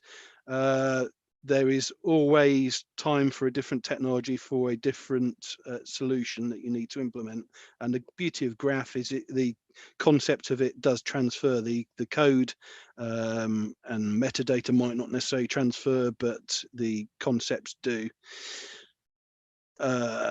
And my opinions may change. So I may say something today that I will later contradict myself with. You may also hold different opinions to me already in what I say. So be prepared to have an alternative opinion to me. Do your own research. You should not really take anything I say without a pinch of salt. Really, like I say, there are a lot of my experiences with graph has been focused in certain areas for certain use cases, and again, the beauty of graph is it gives lots of different types of capabilities for different scenarios, and you really need to find out yourself, not listening to idiots like myself say what they think are correct. And then finally, probably the biggest caveat of all is, due to the slightly shorter session time than we'd normally do, what I've decided to do is drop the focus on Gremlin. I will be talking and covering it, but I've dropped the focus in the demo. It's slightly a shame, but what I would say is, and I will talk about this in the presentation, I've kind of moved away from a positive view of Gremlin. I think I may change over time, but I will kind of talk about some of that stuff as we go on. Also, I should warn everybody that I've been having power cuts throughout the day, and what I've promised to do is, if I do have a power cut and drop off during the session, everybody on the call, what I'll do is I'll record a full session and we'll get a link sent out to everyone if I do suddenly disappear and don't come back. So let's crack on. So what are we going to talk about today? Well, we've ticked off the first one, the introduction. I'm going to really talk about what are graph databases, if that wasn't obvious. We'll then specifically focus on 4 different graph products or frameworks to varying degrees, and then I will then run through some demo, and then finally I'll give some closing thoughts and other few bits and pieces, and maybe answer any questions or fail to answer some questions, and then we all go home and go to sleep. So whenever you attend a session on graph databases, especially introductory sessions, you are almost certainly going to see this slide. And I'm going to make no apologies for regurgitating this information, because one, I think it's quite interesting if you don't know the story very well, but I also think it helps you understand graph databases and graph theory a little better. So there was this city called Königsberg. It was a large city, and it was once in a place called Prussia, which I believe has now been subsumed by Russia. And the story goes that the citizens of Königsberg had a little game that they would play, in which they would attempt to find a route across to each of the 4 land masses, in which they were only allowed to cross each of the 7 bridges once, and only once. So while I'm talking, see if you can figure this one out. All bridges must be crossed once only, but each landmass could be travelled across multiple times if necessary. Okay, so let me map out a potential route. So this was my attempt. Now, the thing is the citizens eventually arrived at the conclusion it was impossible to find a route that crossed each bridge once and only once into each landmass, but no one could prove mathematically why. So there was this prominent mathematician called Euler, who eventually took interest in the problem after a little bit of goading, as I understand it, and this eventually led to a paper known as the 7 Bridges of Königsberg problem, which gave birth to graph theory. He broke the problem down by realizing that the only relevant pieces of data is the city areas and the bridges connecting them. So Euler deduced that the problem was solvable, i.e. that it was possible to arrive at each and every node or landmass by traveling across each and every edge or bridge if all the nodes or landmasses had an even number of edges or bridges. And I'm not going to keep doing that because that's going to get really annoying for both of us. Or if a graph had only 2 nodes that had an odd number of edges and the rest were even.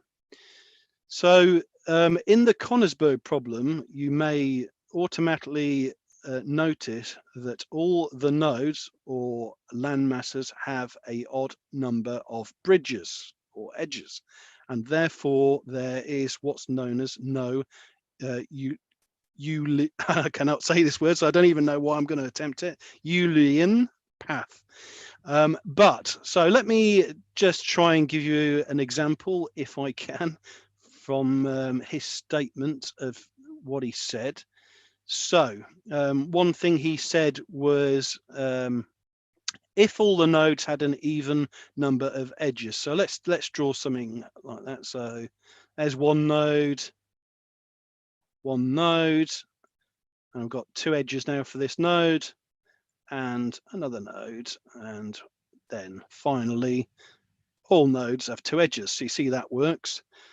We can transpose another node on there and add that extra edge, and according to Euler, this is still solvable. So let me try starting it here, go across this bridge, go up there, go down there, and go up there, and then go there.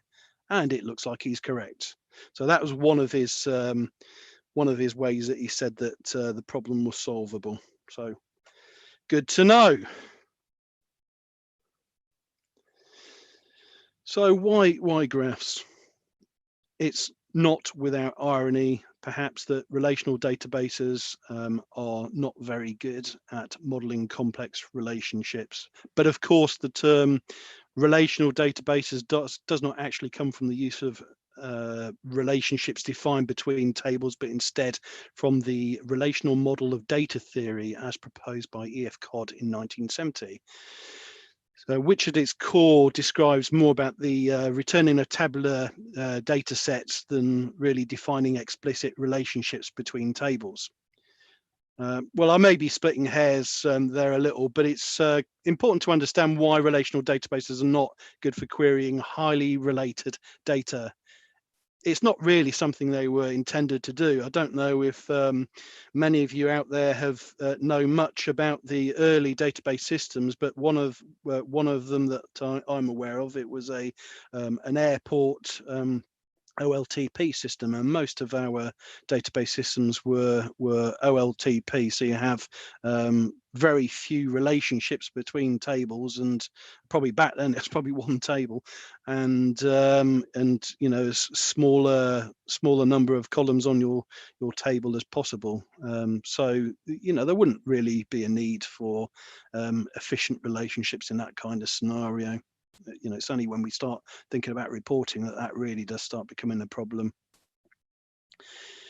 Now, what was interesting to me, so when I was mocking up this slide, I actually drew the graph first, but even when attempting to model this rather simple labeled property graph into a relational model, we end up now having a rather clumsy set of relational tables. And even then, I had to create a bridging table to create the inferred many-to-many relationship between servers and apps and servers.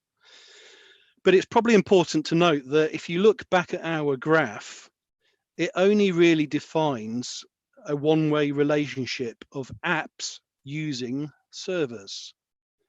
But by that very definition, from the graph, we can therefore infer which servers are used by what apps. So there are actually 2 types of graph database that I've come across. I don't think there's really any more. There's obviously lots of use cases, but the kind of key types of graph databases, and this is in a similar way to in relational databases where we would have OLTP and OLAP. Now, the first type of graph database is the kind of OLTP style database, but I think of it more as a very basic graph showing related data sets. The other type is what's known as an analytical store in graph, and this is similar in function to OLAP. And there is also, when you have this analytical store, graph will use what's known as a graph compute engine, which does all those things that all you clever people that do analytics will know about, such as identifying clusters in data, answering questions based upon relationships, and other analytical queries.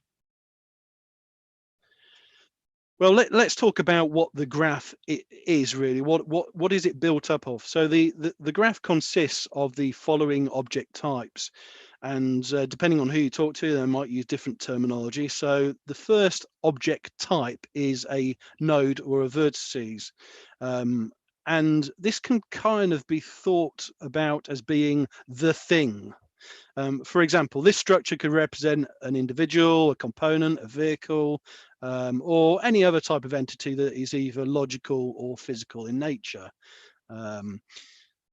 We've also talked about edges or relationships already. Now, normally in graph databases, these are direction orientated relationships between nodes, indicating how one specific entity relates to another. For example, a relationship may demonstrate that Fred has a relationship of has long-suffering wife to Julia.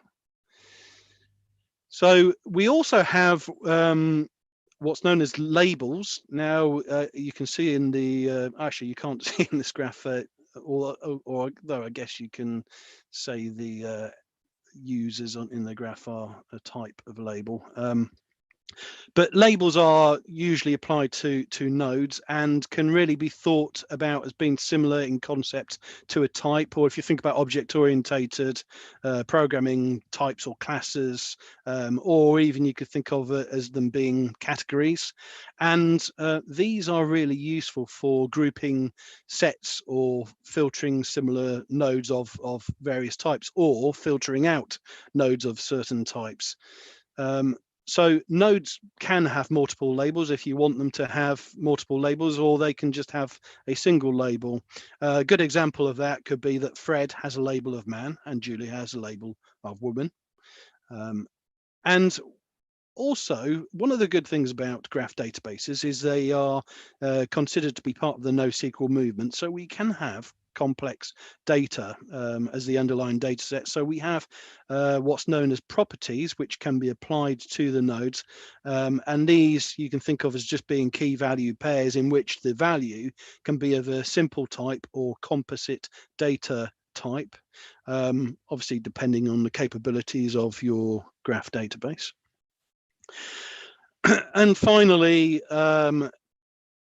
for me, if the biggest use case for going for graph is because I think it kind of sounds cool and looks cool, but if you need any real demonstration of why you should consider using graphs, in their book Neo4j in Action, Partner and Vukatic perform a series of comparison experiments against a relational database and a graph database in which they had a social media network modeled specifically to suit both of those technologies. And the social network, what they wanted to do is query against each one the friends of friends, and they did it to a various depth, eventually going up to a depth of 5.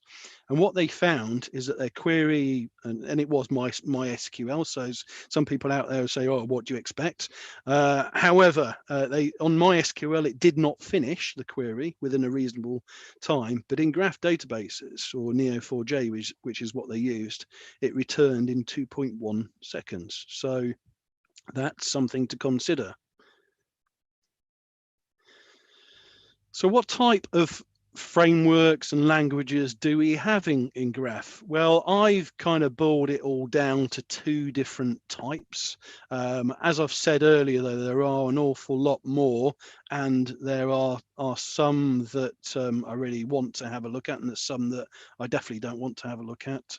But if you are starting out on graph, and you should kind of focus your initial exposure to these 2 different types. So the first type are Apache Tinkerpop framework enabled graph databases. And the reason there are lots of different types of Tinkerpop databases is because it is an open source framework, and lots of people have adopted it. And it is actually quite nice as well, and heavily documented, which it also makes these things more popular. And Apache, they do have other graph databases that they make available, but the one as a beginner you should probably think about trying out is the Tinkergraph database, which is a single instance standalone copy that you can run. You can run it in a container if you want, or you can run it just installed directly on a laptop, or even to a server if you're kind of crazy. but we'll talk about that a little bit more. But you'll find that a really nice way to start messing around with the Gremlin language, which I'll touch upon in a second. And another graph database which I've seen getting quite popular is Titan. This is more of an enterprise level database as opposed to Tinkergraph, which isn't. I don't know much more about Titan though, so let's move on. Many of you will be familiar with Cosmos DB. One of the APIs that Cosmos DB exposes is its Gremlin API. And I have mixed feelings about this, which I will touch upon later when we hit the Cosmos content. And there is, of course, a Amazon equivalent, or there's quite a few graph databases that Amazon host, but one of their own is Amazon Neptune, which is based upon the Tinkerpop framework. And there are many, many, many, many others. Now, if you go to the Tinkerpop documentation, it will actually list all the hundreds of Tinkerpop databases that there are available. So, you know, eat your heart out trying those out. So the other type of graph databases are Neo4j, and that is it. There is only Neo4j. It's a closed source database, but it's very, very popular. I think I might be right in saying it was one of the first, if not the first. And it's really, really nice. Obviously, there are various hosted options, which I will cover soon. And Microsoft don't just do Cosmos DB Gremlin API. It also has a few other graph offerings. Now, there is the Microsoft Graph API, which isn't quite a graph database, but as I understand things, and I could be hugely wrong here, but I think it's implemented as a graph database. But this is kind of something that you don't really need to worry about. It's sort of out of scope. And just to add even more confusion to the picture, I didn't even know the Microsoft Graph Engine existed. It was a huge shock to me to see this in a book. And it used to be called Microsoft Trinity. It's completely unclear to me whether this is still in use. It was part of a Microsoft research project, and it sounds really cool, but there's no indication to me that it's actually being adopted and used and developed at all. So I've yet to chase Microsoft up to say, oi, what's this? And we also have quite a few options with SQL Server, because SQL Server comes with its own graph database now, which we will move on to discuss. And then finally, one of the other properties of the graph database that you would want to consider as somebody starting out is what language do you want to learn? So Tinkerpop, the language that kind of gets bundled with that or implemented with that is the Gremlin language. And I first started out with Gremlin. I quite liked it. Conceptually, it was almost like having a series of function calls, and I would view I would kind of view each call as then passing on outputs to the next function call. It was fairly simple for me to understand, but over time I then started to migrate to Neo4j's Cypher language, because apparently all the developers love it. I hated it Cypher at first, but now I think it's really good and far more understandable than the Gremlin language. And the thing is about Tinkerpop and Neo4j is both of them pretend that they have a level of support for each other. Now, from what I can see, it looks to me like Gremlin has fully implemented Cypher, but Neo4j does have Gremlin support, but it looks to me like it's incomplete and not being actively developed. And in SQL Server, we have Graph SQL extensions. So talking about SQL Graph database in inverted commas. So SQL Graph database can be implemented in from SQL Server 2017 and above. You can also implement it in Azure SQL database and Azure SQL managed instance. Of course, we can have multiple cloud options through IaaS VMs if you're crazy and want to install SQL Server into them. And there's the various PaaS options that I've already talked about, as well as on-premises installations if you are using SQL Server 2017 or above on-premises. So the interesting thing about SQL Graph database is that it's implemented through Node and Edge tables, which means that we also have the benefit of SQL Server native storage engine and query engine capabilities. It also means that we can use native tooling such as SSMS to create and view our graph data, but as such, we lack a graph visualization tool. However, it's possible to create custom views over your Node and Edge tables. And for you Power BI gurus out there, you'll know better than I will that there is such a thing as a force-directed graph visualization that you can add into Power BI, and then you can use that to visualize the graph with a little bit of magic and skill. But when you do, it looks kind of cool. And I definitely want to explore that because I kind of, at the moment, I'm a little bit cold against SQL Server Graph, although I can see it would have a use case in scenarios where you are wanting to trial very simple graphs. We'll do a demo on that just to show probably why I don't like it, but it's partly due to my ignorance as well. So all nodes and edge tables belong to the same logical graph per database, even though you can define them under different schemas. As you can see on the slide here, we have a new table folder visible in SMS called Graph Tables. Yes, we can see that. So there are other benefits of SQL Server database integration, as I'm sure you can probably appreciate, one of which sprang to mind was the backup and restore capability, but there's also other limitations and known issues. So some of these include that local and global temporary tables cannot be of node or edge tables.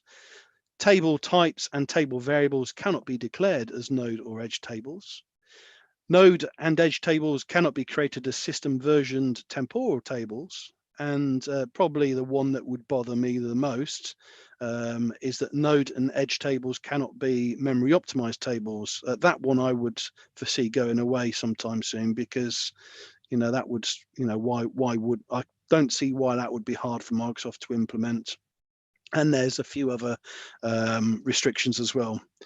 So we haven't really talked about the query language, but in order to create and query our graph through TSQL, SQL Server implements SQL Graph language extensions, which can be broken down into DDL extensions for creating your nodes and edges, as well as query language extensions for querying your graph.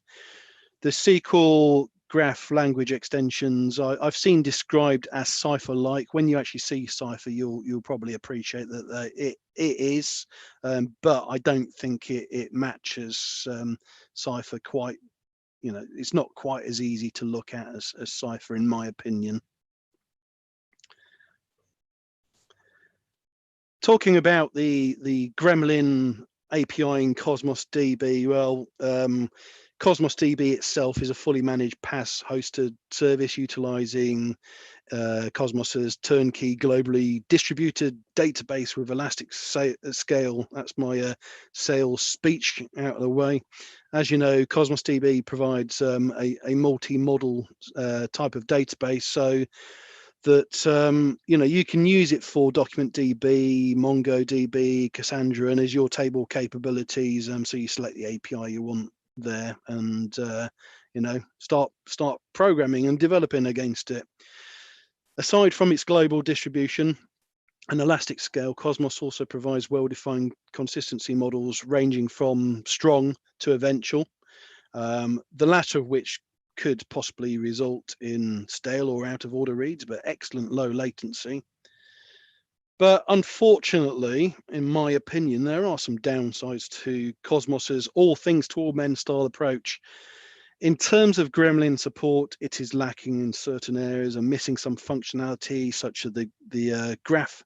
Well, last time of looking, at least, the graph traversal steps barrier, cap, page rank, and others did not work or were not supported.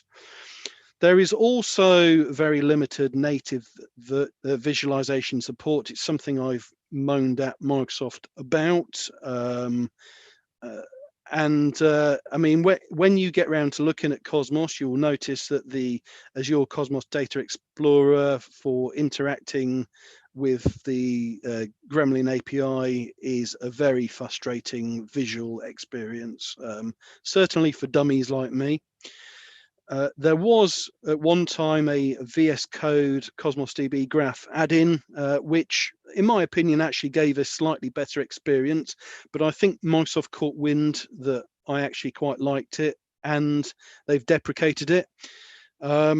So the other option is that you can connect to the Gremlin, you can connect a Gremlin console with the remote process to Cosmos, and that will give you a slightly better console experience than you'd get sort of directly in the Microsoft portal. But again, you have no visualization there. Funnily enough, if you have a look at the VS Code add-in, if you're still able to add it in, at least you can go to the web page to see this. Microsoft actively recommends commercial visualization alternatives. They suggest using Linkurious Enterprise, Cambridge Intelligence's Keylines or Regraph products. The latter is a commercial set of APIs for application integration. And I haven't even discussed the complications in finding a good partition key for use with our graph data. I would normally say we'll leave that for another day, but it's probably worth me saying that that single thing itself has caused me. I was brought in just to advise on the project, and they were considering Cosmos DB against Neo4j, and obviously as a more Microsofty person, I was kind of wanting to big up Cosmos, but one of their problems was that they wanted to or had to select a partition key when they were creating their graph database. And the problem with graph is because it's so fluid and the data is so different from node to node, a partition key does not really make sense. There's not really any commonality between sets of nodes. And so that made a real problem for them. And the problem is, if you know Cosmos DB, the partition key, well, as the name suggests, it helps partition the data for scalability purposes, and that affects performance. And they had all sorts of problems with this, and in the end they canned it and decided they were definitely going to go for Neo4j, which was unfortunately my considered opinion too. And let's just touch upon quickly the hierarchy in Cosmos DB. So when you come to set Cosmos DB up, you will create your account. And this is really the thing that billing is charged against. It provides a resource URI that we can connect to as long as we provide the primary or second key.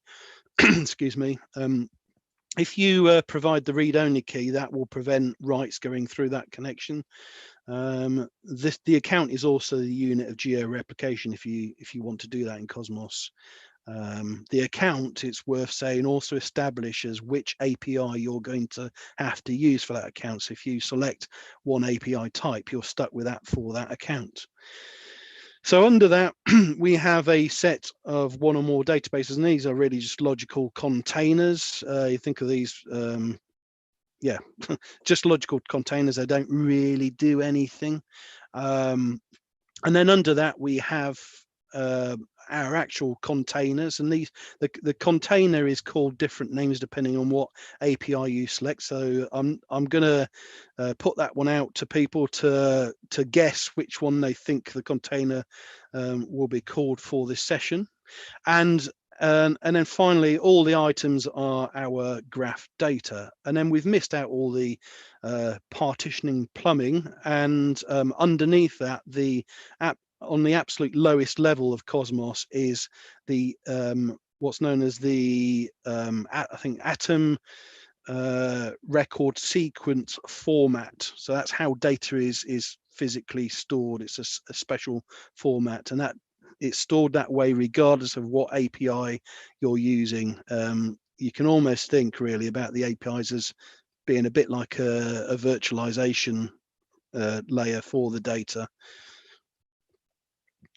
And we move swiftly on to Tinkergraph. There's not really an awful lot I want to say about Tinkergraph. It, like I say, it's Apache's very own implementation of the Tinkerpot framework. It provides OLTP and OLAP functionality.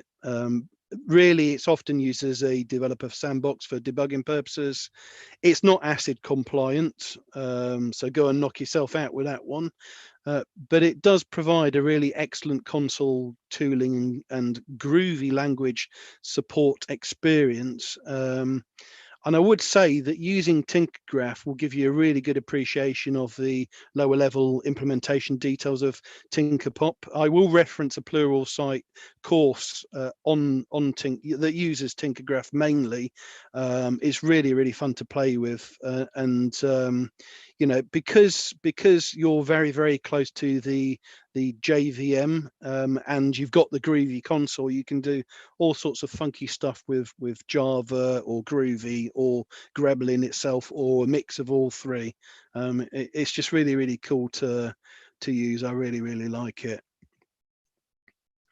And then finally, the big daddy on the block, in my opinion, I am very biased to it, is Neo4j. So there are hosted or local offerings that you can use. So we've got Neo4j's Aura, which is a database as a service hosted by them. You can also, if you want, go for Neo4j on Google Cloud Platform, running as a single instance image, causal cluster they call it. And that uses the enterprise edition of Neo4j. There's also the capability of running Neo4j on Google Kubernetes. And again, that will be enterprise edition. Amazon EC2 also provide support as well, or offerings, and we also have Neo4j Community Edition available in AWS Marketplace. There's also Azure Marketplace offerings as well, which I would recommend you try out. But for local installation of Neo4j, we can deploy in Kubernetes, Mesosphere, and Docker as well. You can also install the Neo4j Desktop Edition, which we will use. Now, one of the things that I really love about Neo4j is the tooling. It's got really rich tooling, and it ships with it. It's all free if you download the Neo4j Desktop. So Neo4j Desktop itself is a GUI-based management tool that allows you to view and manage configuration, create projects, databases, add and remove add-ins. You can launch other Neo4j components. This tool you'll also use to start and stop your database, although it's only possible at any one time to have an active database. That can get slightly annoying, but if you're engrossed in your graph at the time, it doesn't really matter too much. Neo4j browser is an interactive, and I've just seen the time. Wow, we are seriously over. These tools are cool. The only two you really need to be concerned about is desktop and browser. So I'm going to rush straight. We are going to overrun this session slightly, but let's just go to demo, because this is what we need to do. So we're going to take a quick look at the SQL Graph demo. I'll try and breeze through this. And these are our this is basically our code to define our node tables. Bear in mind we are implementing our own primary keys on these things, but let me just create the nodes, and notice the node clause, and also I'll create the edge tables. Notice the edge clause, and hit execute here.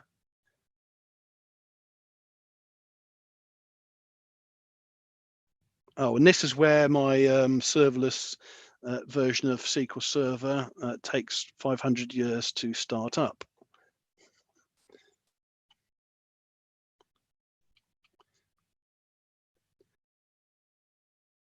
So what I might do is let's give it a let's crack on with Neo4j. Well, I've just heard a message ping, so oh, that wasn't it. So this is Neo4j desktop, and what we can do is we can create a new project here. So we'll give this project a name and call it data relay. And then we will create within this project a local database, just keep it as graph DBMS and give it a password. Of course, all your passwords need to be called password1 with a capital P. And let's see how we're doing with SQL. Still spinning. So we're now racing two products against each other. So that database now will be configured and has been created. So as you can see, we have a start button here, which we're going to click and start the thing up. And I'm going to head back to SQL Server. I think we've got a dialog box somewhere. Mark, Yeah. there's a question come through. Go for it. Is SQL Graph supported on SQL Server Express Edition? Oh, that is a fabulous question. It's fabulous because I cannot give you a definitive. I have not heard it's not, and I would hazard a guess to say that it is. But if I am wrong in that, then the attendee can beat me to a bloody pulp. So you won't get a better do that, offer than but that. thank you all the same. Right, so right, can we get this thing connecting? I did connect now. And I'll tell you what I'll do. Let's create a new window because it's got its knickers in a twist.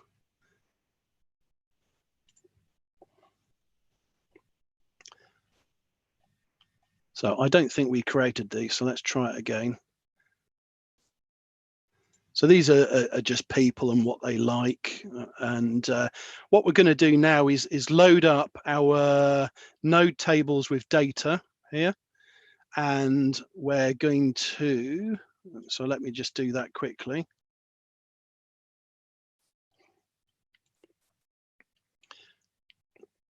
And now we're going to load up the edge tables with data. Notice here that we're selecting the node ID that we want with its actual ID. So that gives a kind of metadata ID. So we get that and insert that as it's a from and to relationship for our edges. And so we'll do that for all our edges. People can look at this code when I upload it to their leisure. Now we've got all our graph data loaded up, we can do a few things. The first thing I just wanted to show you is that the tables actually have properties now within the sys.tables. Is it a node, is it an edge? So you can see what the table actually, whether it belongs to the graph or not. And let's just take a quick look at some of that data. So you'll see there that this weird data that's going on that we inserted to define the relationship. Also, the other thing I wanted to mention are these special pseudo columns, which you should use to refer to these columns. Notice the actual real column name, but you should use these pseudo columns to refer to them. So we can ask various questions of this graph. We can say, can you tell me what restaurants John likes? And apparently he likes Taco Dell. And what do his friends like? Ginger and spice, apparently. Find the people who like a restaurant in the same city that they live in. And we get a list of people there. and so on and so on and so on. Yeah. So yeah, I think it's pretty cool for what it is, but it is slightly limited, and the fact that we are messing around or viewing that metadata, and it is kind of syntactical sugar that we're playing with to get graph database here. I don't know. I'm in two minds about it, but it is quite cool. Right, so we've got our going to Neo4j now. We've got our graph database started. Let's open it up, and we shall load up some Cypher. This is where things go horribly wrong if I can't get Neo4j browser started. So how do we create stuff in the 4J browser? So what I've got, I'm going to model a network, servers and that kind of stuff. So what we're going to do is we're going to create a team, or set of teams here. We've got Beethoven team, Bach team, Chopin team, and the unknown team, whatever the hell that might be. All right. So if I do a control and return here, this will execute that batch. And you'll see there each item has been executed. What I can do here to query, has it really done this stuff? We can say, can we match anything that any node? So that's kind of you know, a pointer almost. So anything of n. So match all nodes essentially. That's saying, and then we want to return whatever n is. And you'll see these are the 4 items we just created. So next thing I can do is I'm going to create a set of services that Beethoven team manage. And I'm not going to bother querying to see if it's done it. What we're going to do now, slightly different, is we want to create the relationships. Well, the thing is our nodes already exist. So what we're doing here is we're matching each of those nodes. So n matches the service ID to one of those items that we created, and then m matches to the Beethoven team, and so on for each of these 3 items. So we can create 3 relationships there. So you see here, once we've done the match, we can then do a create. So whatever the n object is, we'll create a managed by relationship, which goes to m. So if I then execute this, and again, let's go down here and just click the play button and see what we have. And hopefully people can see that we have some relationships defined, starting to look nice and funky. That's what I like. So it's really annoying though, sort of me doing all that bit by bit. And when I first started out, I'm not going to tell you how many hundreds and thousands of nodes and relationships I did that for. What you can do is when you get really good at doing this stuff, you can do it in a batch of kind of aggregated items. So you'll see here we're matching logical entity node, where the node, so it's looking across all nodes, what's the team ID. So any node that has a team ID property equal to Chopin, it will match that up to that. And then what we're doing is saying we're going to create all these nodes with a label of service, and this is our property for the node and the data. So that's the ID. So creating a service essentially with that, and we're going to alias it as an A, and so on for all of these. And then we're going to define relationships of managed by to that one node item that we matched up here.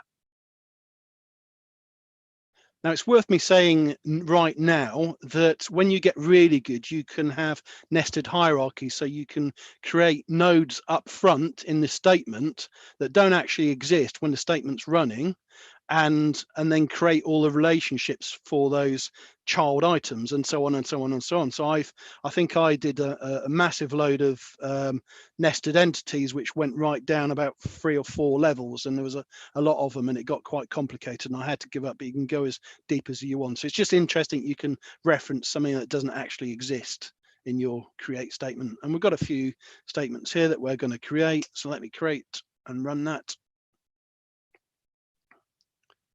And you'll see that's pretty quick. And again, let's close down some of these Windows. I'm going to close this one down as well. Are we okay to overrun 10 minutes or? Yeah, I think Okay, cool. we've not had any major questions. Okay. If people want to drop off, that's fine. Well, just a note to attendees: if you stick on through and we overrun just a teensy bit, we'll also share with you the opportunity to win a drone by offering up your feedback to Tracy and Mark, and we'll send around that link. We'll send around that link as soon as Mark has finished. That sounds good. So right, so we can see we've we've created quite a lot of brand new nodes and relationships to the Chopin team. So these are all services. You'll see up top what these things are. Let me just click on that for a second. You see, let's give it a nice color. Let's go for green, and we can even change the size of nodes as well. So for each label, we can have different customizations, which is really cool. The caption as well. Sometimes when you create stuff, you will notice that the name is not displayed, or it's not the property you want. This is where you can set which property you want displayed here for that label.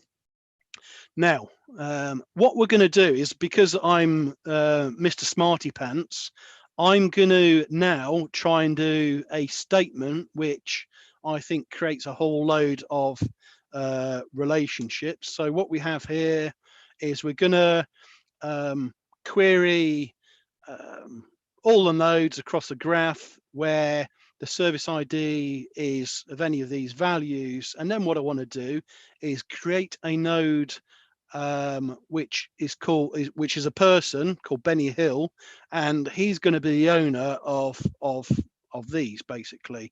So what I would expect is we'd have a relationship going there. But let's see what actually does happen. And this is what happens when you are trying to be a smarty pants.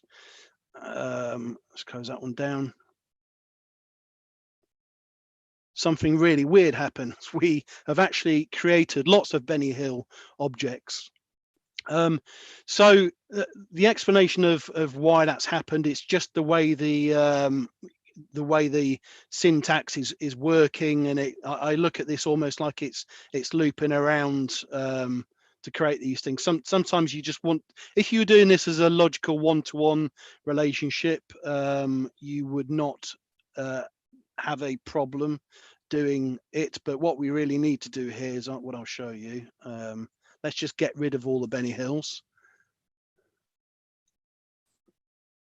So you always want to test, if you write some cipher code, you want to test what is it going to do to your graph.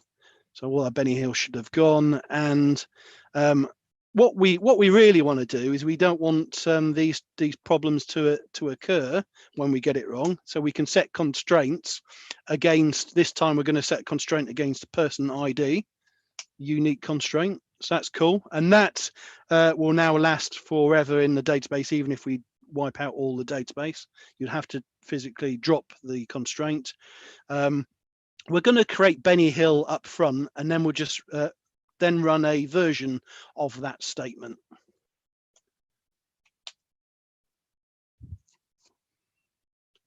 And so let's just check that did work.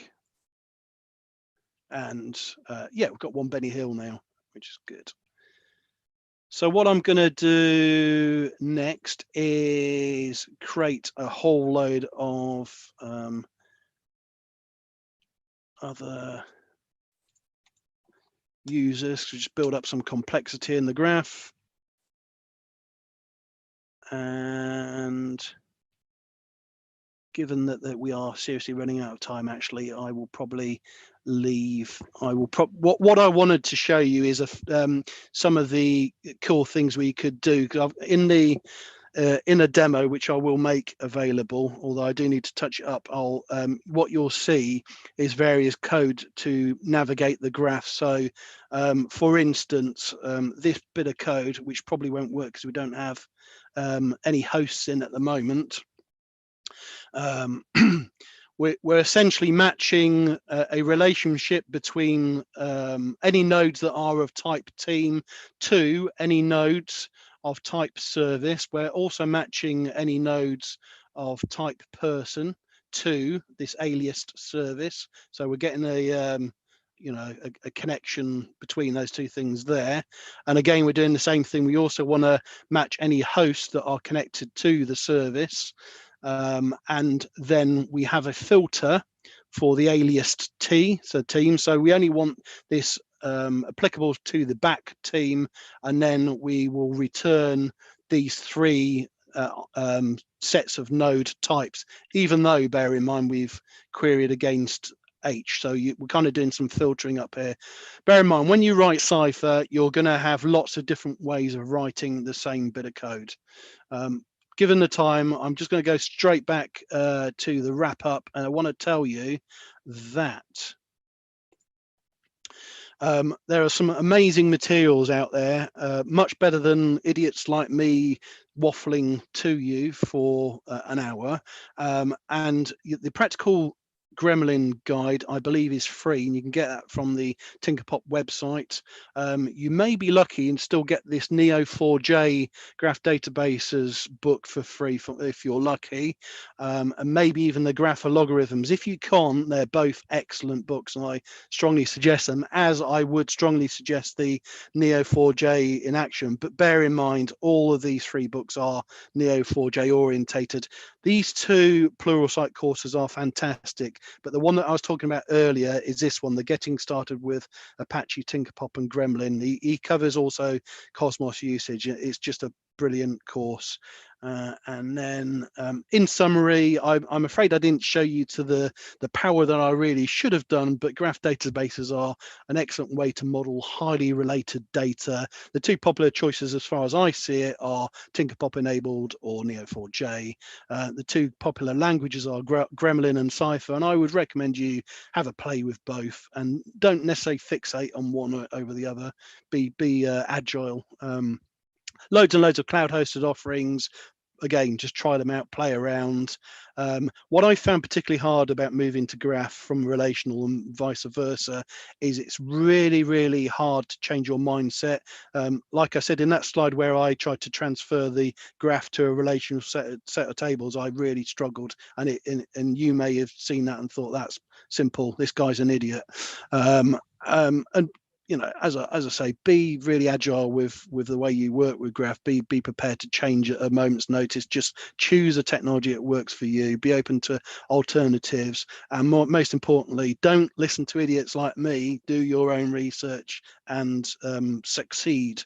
So thank you very much for joining me. Thank you for Data Relay for having me. Wow, thank you very much, Mark. You managed to fit an awful, I forgot my crown, hang on. You managed to fit an awful lot into that session. That was absolutely phenomenal. In the last couple of minutes, does anyone have any questions for Mark? If you do, in the Q&A and in the chat, we'll get those answered for you. In the meantime, I'm just going to seize control, much like a king would do, Mark, from your screen, if that's okay. No problems. Thank you very much. And as I say, what I will do over the coming weeks is I'll get the demo and references and stuff and slides pushed up to the repo, and I'm sure you guys will send comms out as well. Absolutely, we will, 100%. So just like last time from John, no questions, only applause, and that seems very, very fitting. That being said, if you want to do more than just applaud Mark and Tracy for their sessions, I am popping the link into the chat right now for you all. Please do feel free to go over there, provide some feedback. We care what you think. We here at Data Relay, we don't just work hard, we think hard, and we take feedback really well. So do please feel free to follow up with that, fill out some feedback, and make sure that we're able to improve. We'll obviously pass that feedback back, and you could win a drone. One other thing that we'll mention is that if PowerPoint decided to work, is of course what's next. Well, you know what? tomorrow is going to be also a fantastic event. So Data Relay has been running Monday through Friday. You still have time to sign up for Friday's Dumnonia event with sessions from Annette Allen and Rob Sewell, hopefully whom you all know. Mark, would you care to add anything about Annette and Rob? Yeah, both fantastic community members and brilliant in their own right. Annette, I believe, is a dev guru, and Rob, we all know from the PowerShell world. So if you want good examples of two people that are infinitely more talented than me, there you have it. Visit tomorrow. Well, I doubt that, Mark, but I do agree with your sentiments to join in tomorrow. So everyone definitely make sure you get yourselves registered for that. For now, though, we are just, well, we're 1 minute over. So a quick reminder, the link to the feedback form is in the chat window. So do fill that out. For now, though, it's a huge, massive thank you to Mark, to Tracy, and of course to you all for coming as well. It has been an absolute pleasure to have you with us. Jesse and Victoria, did you want to add anything else? Yeah, just amazing session. Thank you, speakers. Yep, just thank you to Mark and Tracy. So, yeah, thanks. Thank you, everyone, for supporting Data Relay Broadcast 2021. Even in these darkest of times, our heroes like Mark and Tracy arise from the mist to slay the dragons that are unknown topics like graph databases. So don't you worry, we've got you covered. Stick with us at Data Relay. Make sure you follow us all on Twitter. And of course, make sure you subscribe to hear the latest and greatest news from Data Relay. For now, though, thank you ever so much and have an amazing week. We'll see you tomorrow. Cool. Thank you, Chris. Thank you, Jesse. Thank you, Victoria. Bye. Thanks, everyone. Thank you. Thanks, Mark.